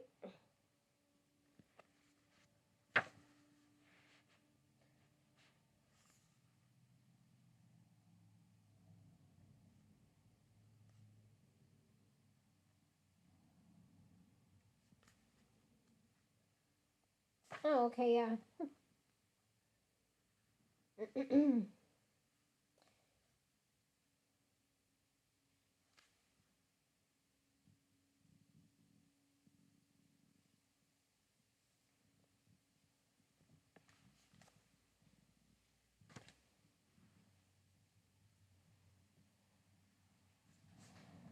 Alright. They stopped in an empty bakery with crispy, skull shaped pastries in the window display, and cupcakes coated in thick white frosting made to look like brains, and tiny, intricate marzipan coffins. The knaves raided the shelves and stuffed their faces, grinning from at one another with their rotten teeth. May stared at them, lost. From time to time, Kitty swiped his paw softly at her cheek, trying to wake her from her daze, but finding out she was dead, that she was also up for ransom, and that her entire planet was on the brink of being invaded by every ghoul, goblin, and zombie in existence were too much for her. Something else in her head had crumpled up, checked out, so that even Samraki's soft paw pads couldn't rouse her. Ay, that last skull Kate's got me name on it, Skinny Skippy growled. And Santa's coming early this year. Petey shot back, grabbing the pastry and stuffing it into his mouth, then winking at Skippy, his cheeks bulging. That was all it took for Skippy, who hauled back and punched Petey in the face. Petey stumbled back and drew his water gun at the same time Skippy did. Somebody perched in May's arms, watched fascinated, his head moving back and forth as if he were at a tennis match. That's enough, boys, Gwyneth said, thrusting one smelly foot between them. Skippy acted quickly, pulling out his dagger and slicing it off.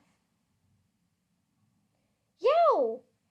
She yelled, lunging after her foot, which landed a few feet away. Why'd she have to go and do that for?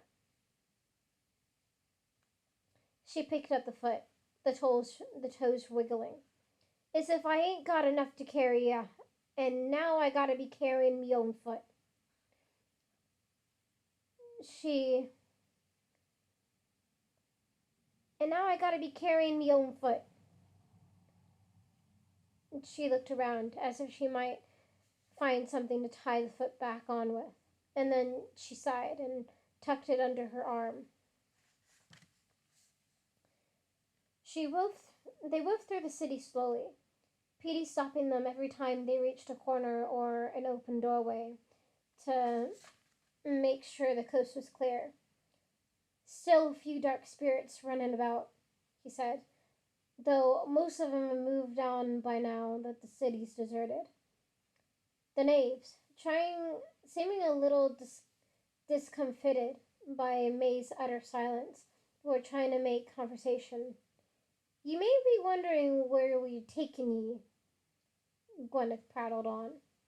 "There's a captive drop-off spot north of here, in the West Stabby Eye, right next to the drop-off for Badwill." They were in a district called Glosso, which, by the looks of it, was a high-fashion capital of the realm. The street was lined with stores displaying filmy garments full of holes and coated in intricate, moldy, and spider-webbed patterns. Some were covered in customized dark stains.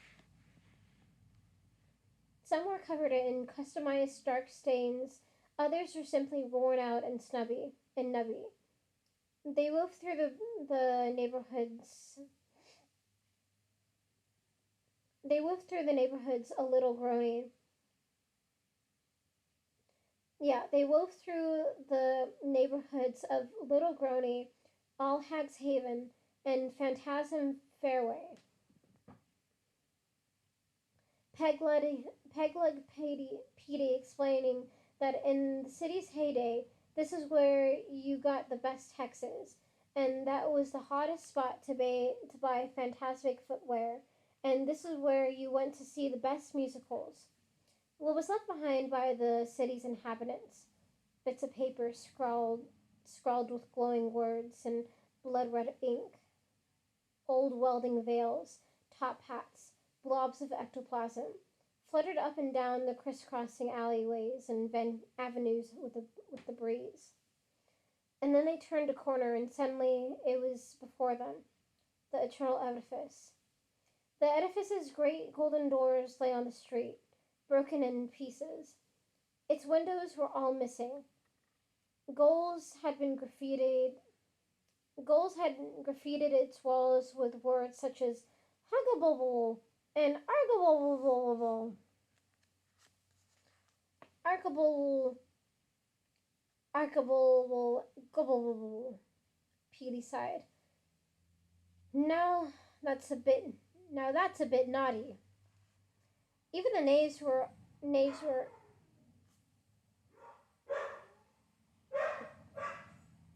Oh wow.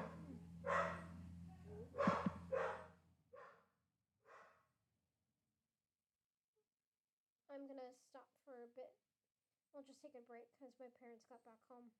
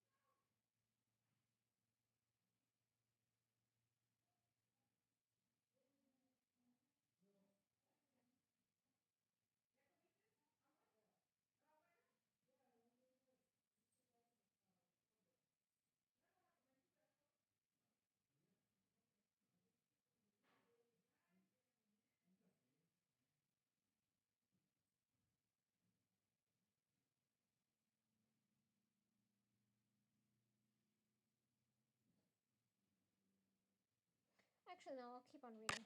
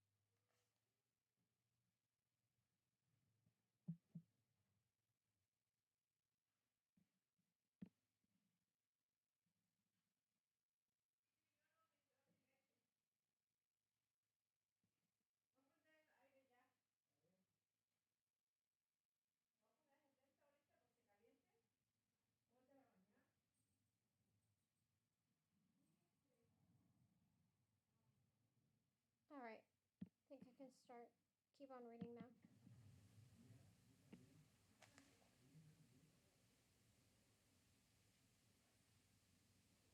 now. Where was I?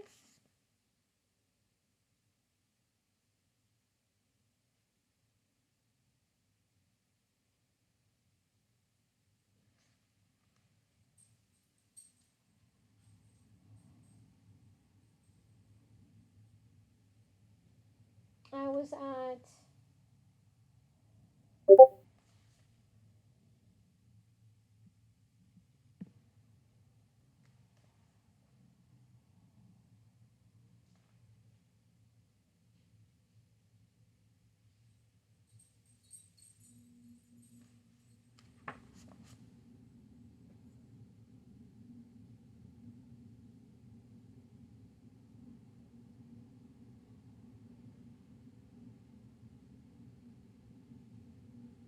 Ah, yeah. Yeah, okay.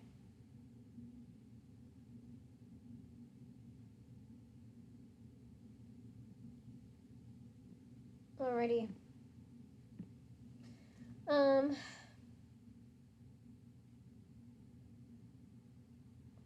Even the knaves were awed by the hollowed remains of the edifice. Listlessly, May drifted toward it, reaching out her bound hands, peering up its once gleaming white walls, now dull and grimy.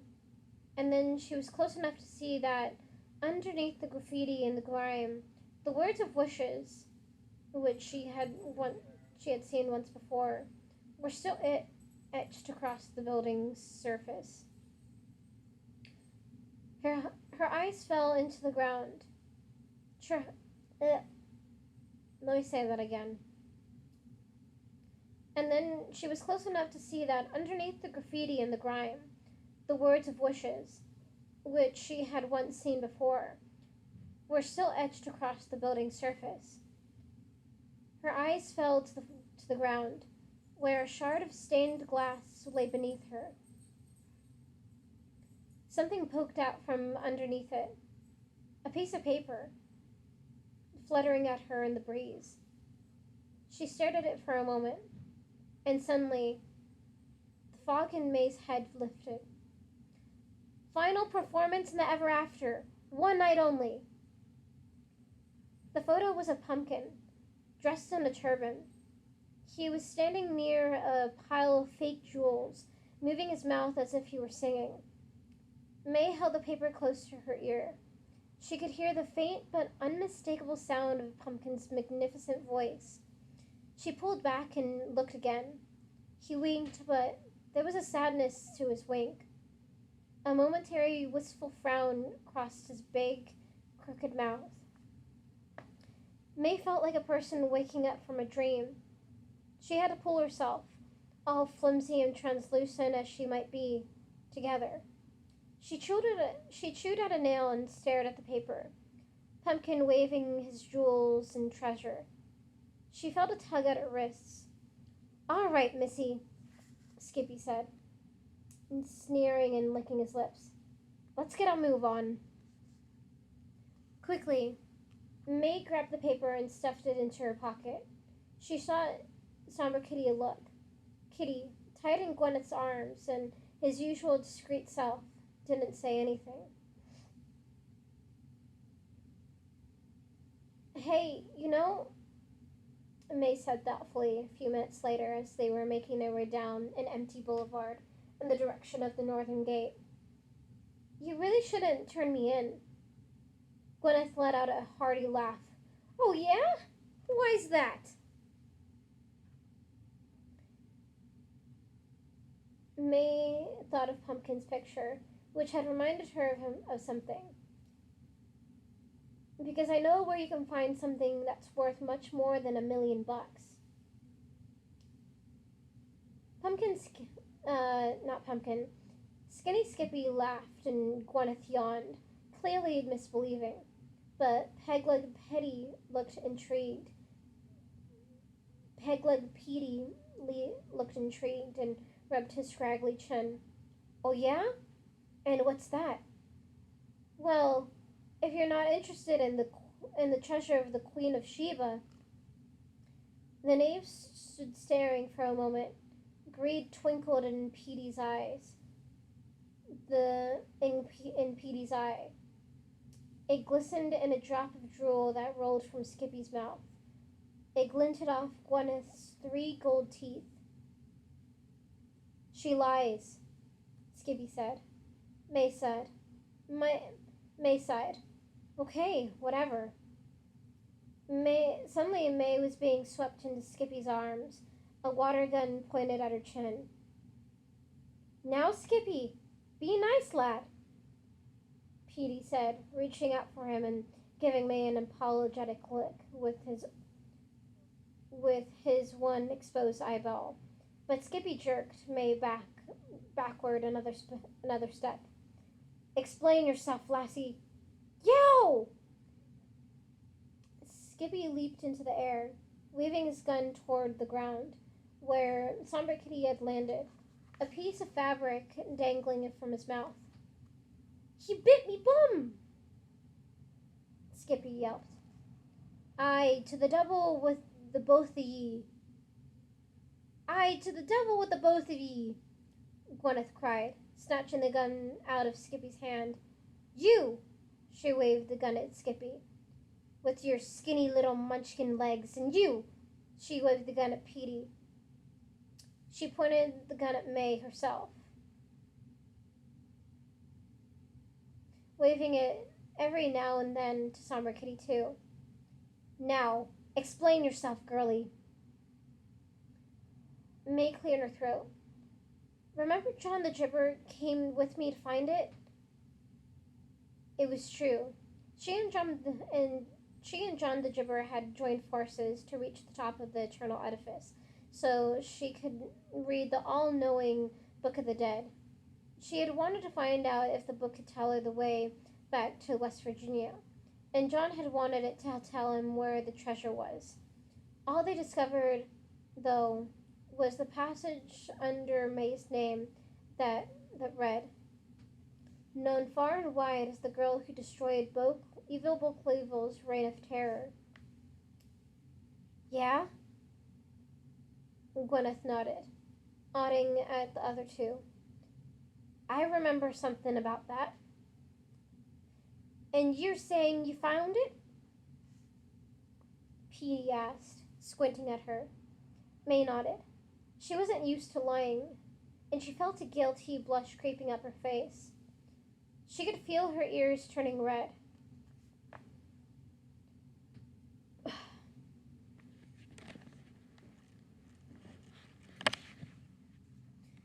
So if the Gibber were here, Petey went on, he'd say you were telling the truth and not to send you 7 leagues under?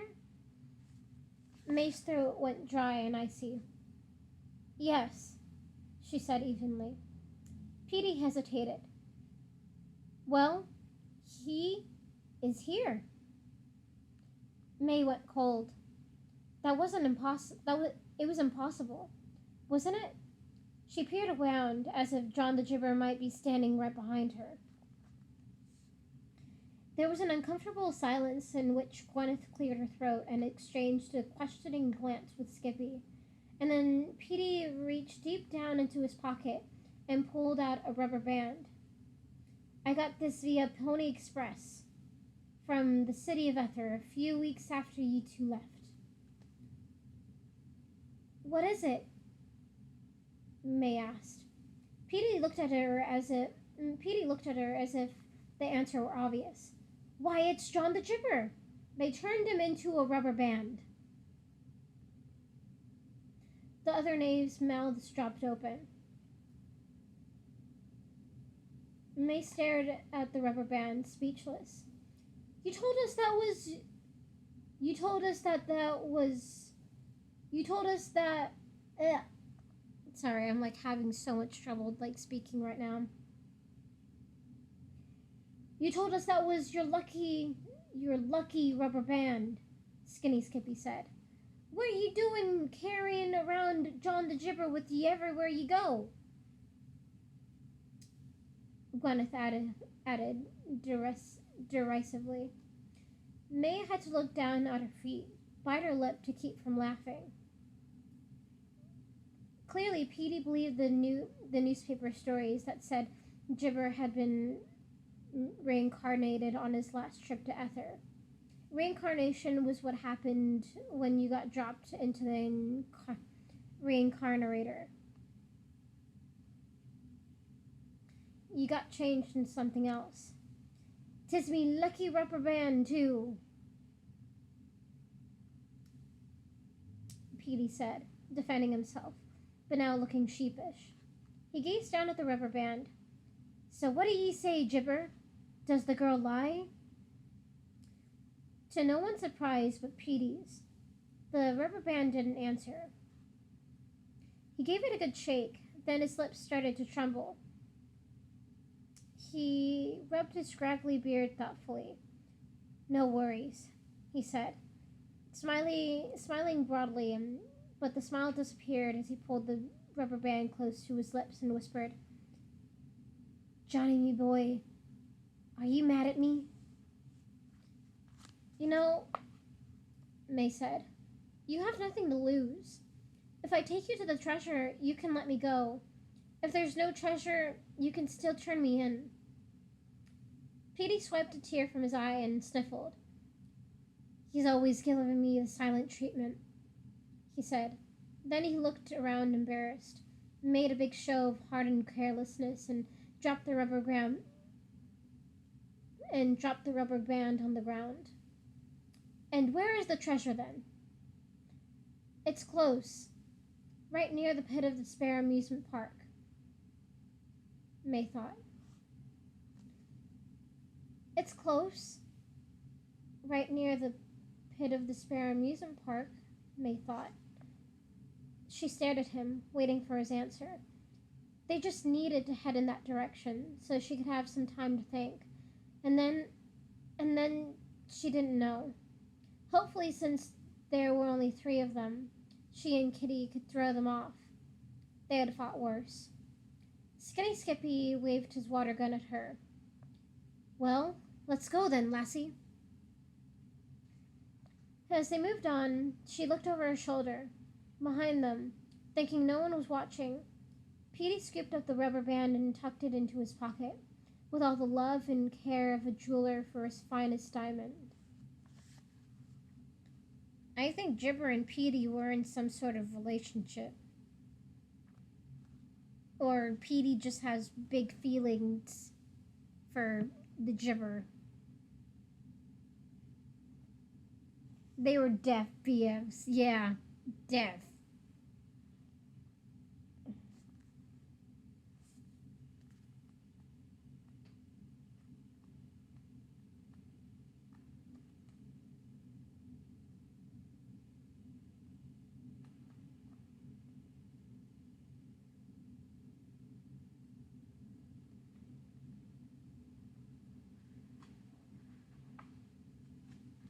Okay, chat probably held hands and other lewd stuff.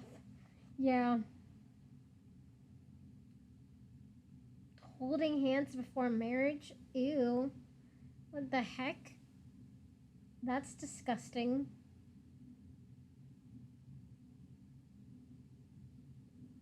Even looking into their eyes is just beyond lewd and beyond disgusting.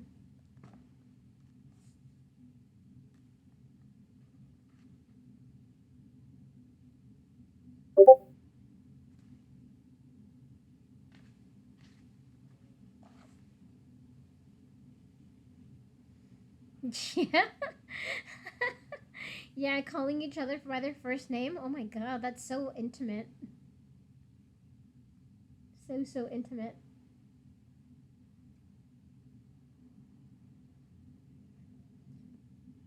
All right. Oh yeah, and that was the end of chapter 9. That was the end of chapter 9.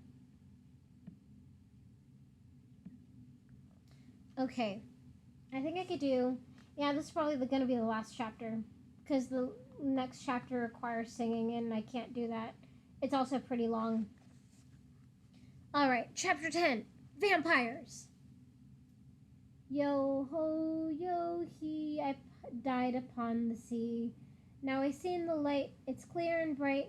There be no more thieving for me. And if you don't believe I'm telling you right, I got another thing for ye. Or I got another one for thee. The knave seemed to have no dearth of songs about death and thieving and lying. They had already sung "When I Get My Hands on Your Booty," and this was the 17th verse of the "Still Navy After All These Years." They had traveled out through the western gate of Ether, past the deserted village called New Venice, built on canals stretching off the Styx streamway, and now they were moving southwest along a great empty road full of potholes and lined with glowing old motels like the Forever Night Inn and the Sleepy Hollow, all deserted. Summerkey kept pace, one of his tiny ankles now tied to one of May's, so they looked like they were running a three-legged race.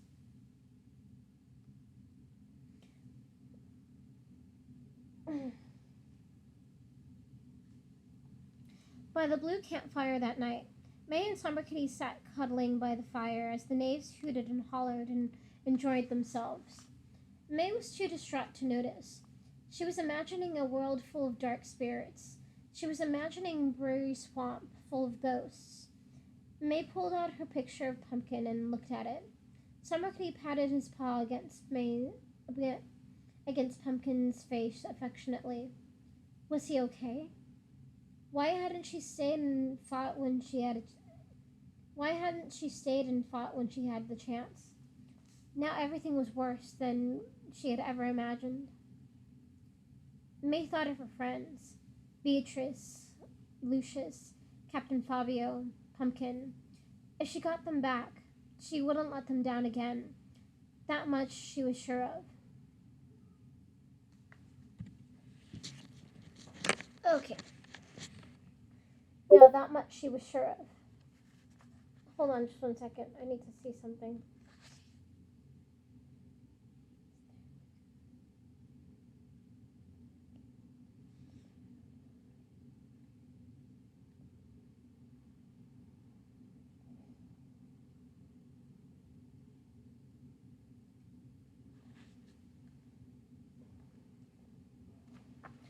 Okay, there we go.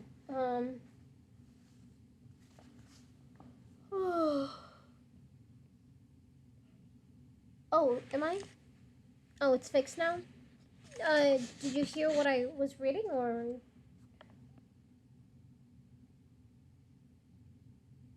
Yeah, did you hear from when I was reading, or was it Robotiki then?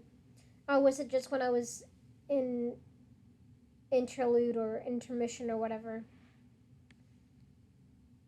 Was it just when I was babbling?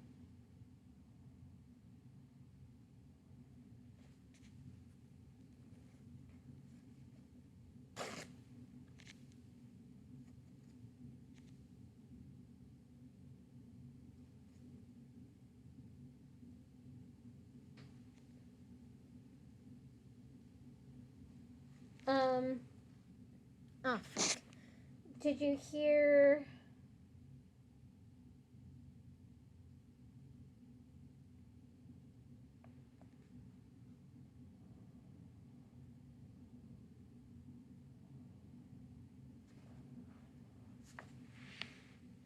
Okay, let me just read some part of it again. Why hadn't she stayed and fought when she had the chance? Now everything was worse than she had ever imagined. May thought of her friends, Beatrice, Lucius, Captain Fabio, Pumpkin. If she got them back, she wouldn't let them down again. That much she was sure of. This time she would do it right.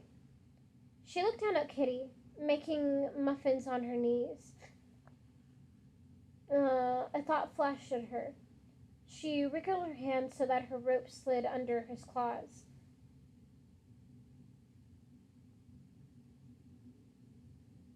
Wait, hold on. She looked down at Kitty, making muffins on her knees. A thought flashed at her. She wriggled her hands so that her rope slid under his claws. It was worth a try. Summer Kitty gave her a keen look and set to work making muffins. May felt a shadow behind her and started, turning to see Skinny Skippy staring over her shoulder. She moved closer to the fire, pulling her hands to her stomach. Petey? She ventured after a moment, seeing that the knave was in an especially thoughtful mood, rubbing his rubber band gently against his cheek. Yeah, they were definitely something.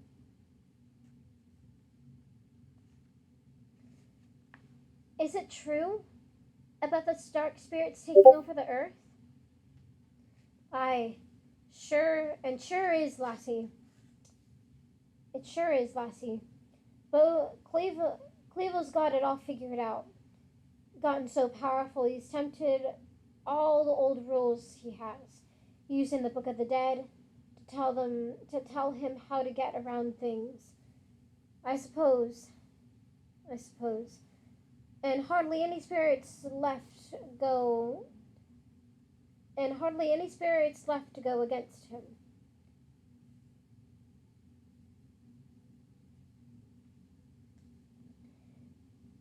Do you know what he does with all the spirits once he takes them away?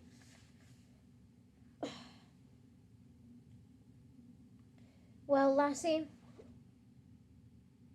I bet they kissed. Yeah, I bet they kissed too, man.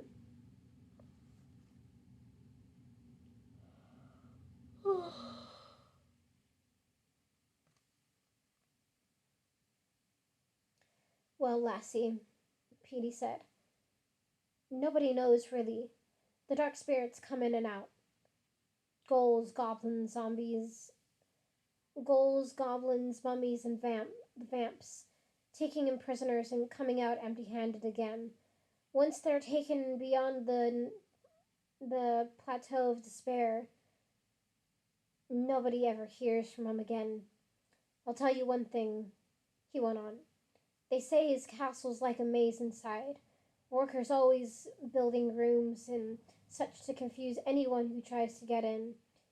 Keeps getting taller and taller, with Clevel tucked away at the very top, so nobody can reach him.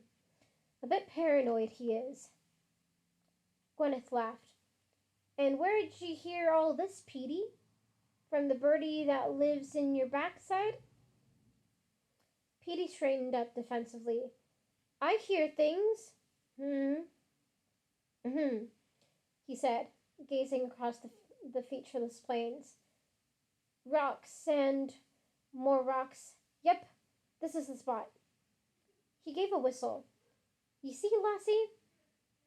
Petey said, avoiding her eyes. We're gonna use your ransom money to build us a new grotto.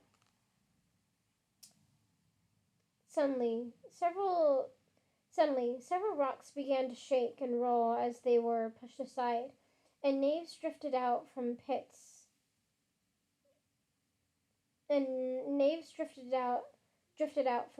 they had dug underneath them.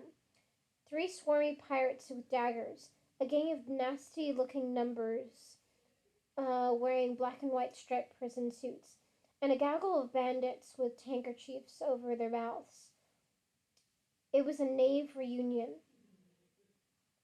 In 2 seconds flat, the numbers of May and Kitty's captors grew from 3 to 23, and they went from being merely trapped to being surrounded.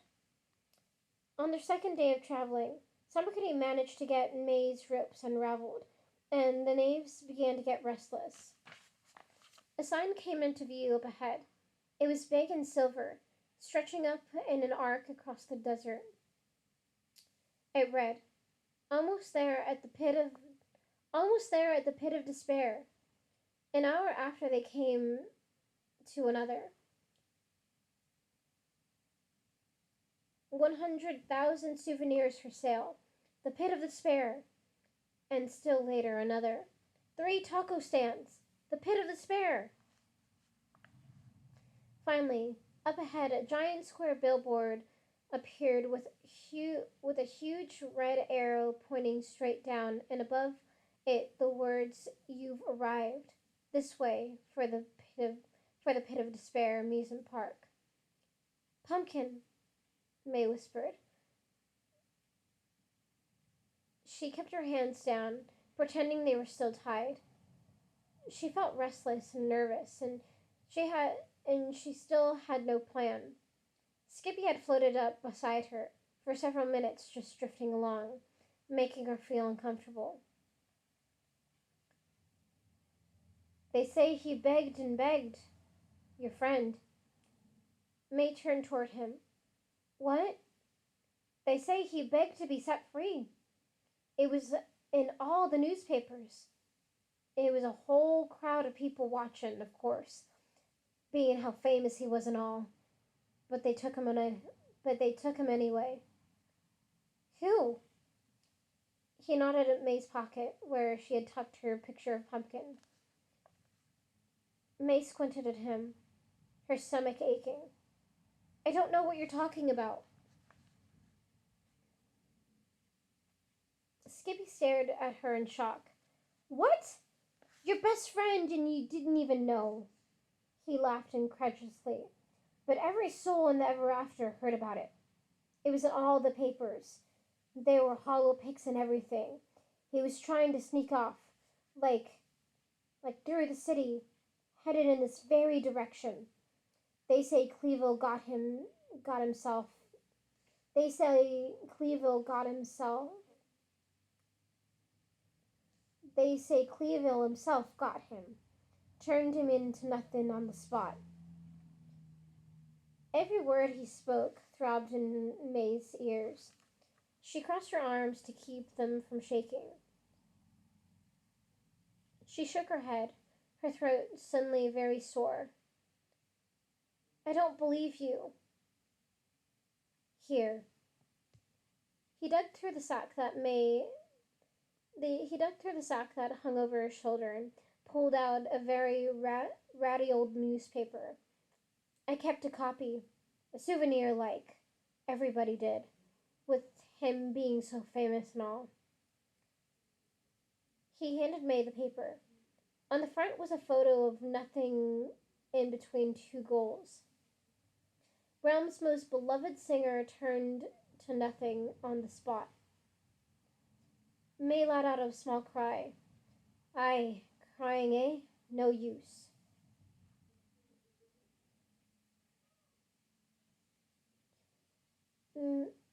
May swiped at a tear frantically from her eye. "Well, too late now anyway, isn't it?" "Let the girl be." Peg-Leg Petey had appeared beside them, pulling out a wet, gooey hanky and stuffing it into May's hand. May, in shock, only let the hanky dangle limply in her hand. Skinny Skippy whipped a water gun out of his pocket. "Lay off, hey, Petey." "I'm tired of waiting around." He turned his water gun on May. "I'm getting the feeling you don't know where any treasure is, lass."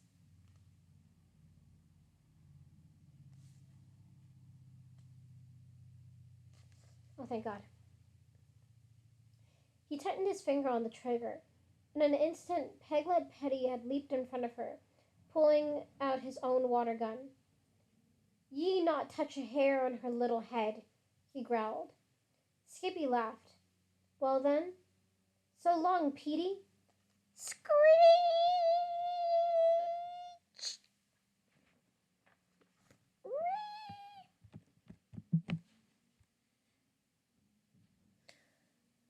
Oh my God.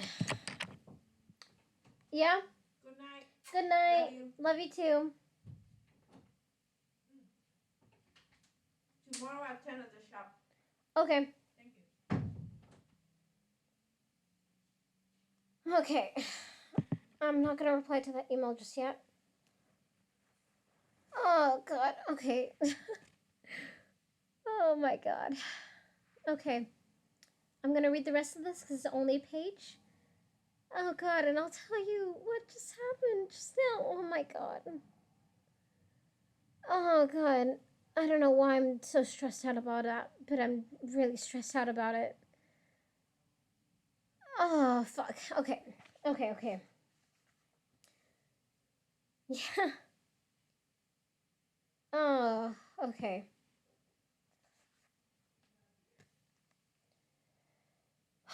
Okay.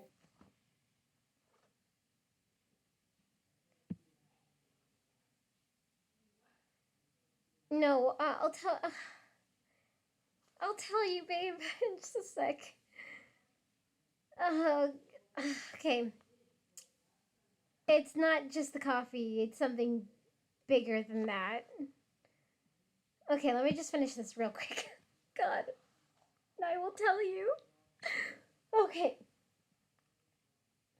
All the knaves jumped, turning to look forward toward the horizon, where three black dots had appeared far in the distance. Vampires, Petey whispered. May swooped Kitty into her arms, her ropes flying off, and ran. She's getting away! Voices shouted behind her. She turned to see a gaggle of knaves running after her, pulling out their water guns. Freeze right there! But May kept going. Behind her, she heard a screech louder. She heard a screech louder, and then felt a black shadow fall over her. She looked just back in time to see a pair of pale hands swooping Skinny Skippy into the air. He dropped May's bow and arrows onto the sand as he was whisked upward. The other knaves scattering.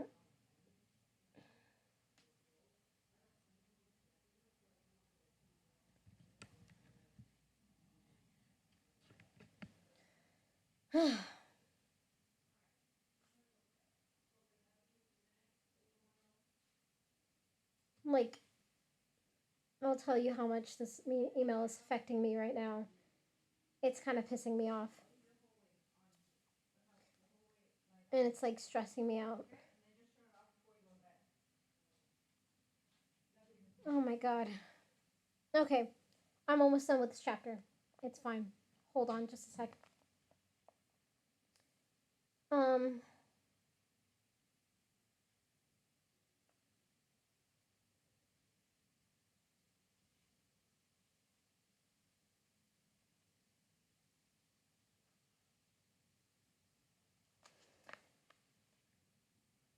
he dropped May's bow and arrows onto the sand as he was whisked upward.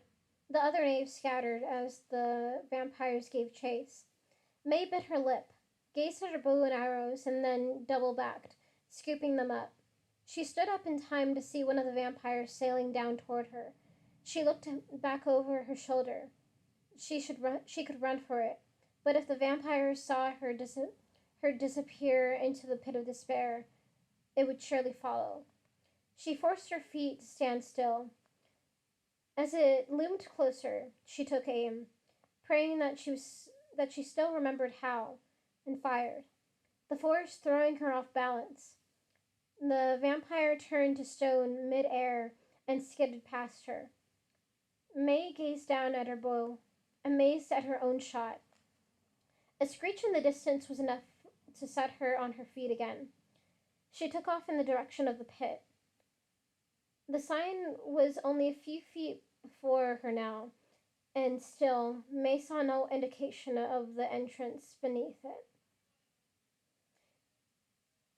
Yeah, the sign was only a few feet before her now, and still May saw no indication of the entrance beneath it. She looked over her shoulder, saw the vampires turning in her direction, and slid across the sand like she was sliding into first base, slipping just under the lip of the sign as another vampire soared overhead and past her, unaware. And then she found And then she found she was still sliding and then falling into the dark. And that is the end of chapter 10. Thank you so much for listening. Hopefully get to read soon. Okay. Thank you.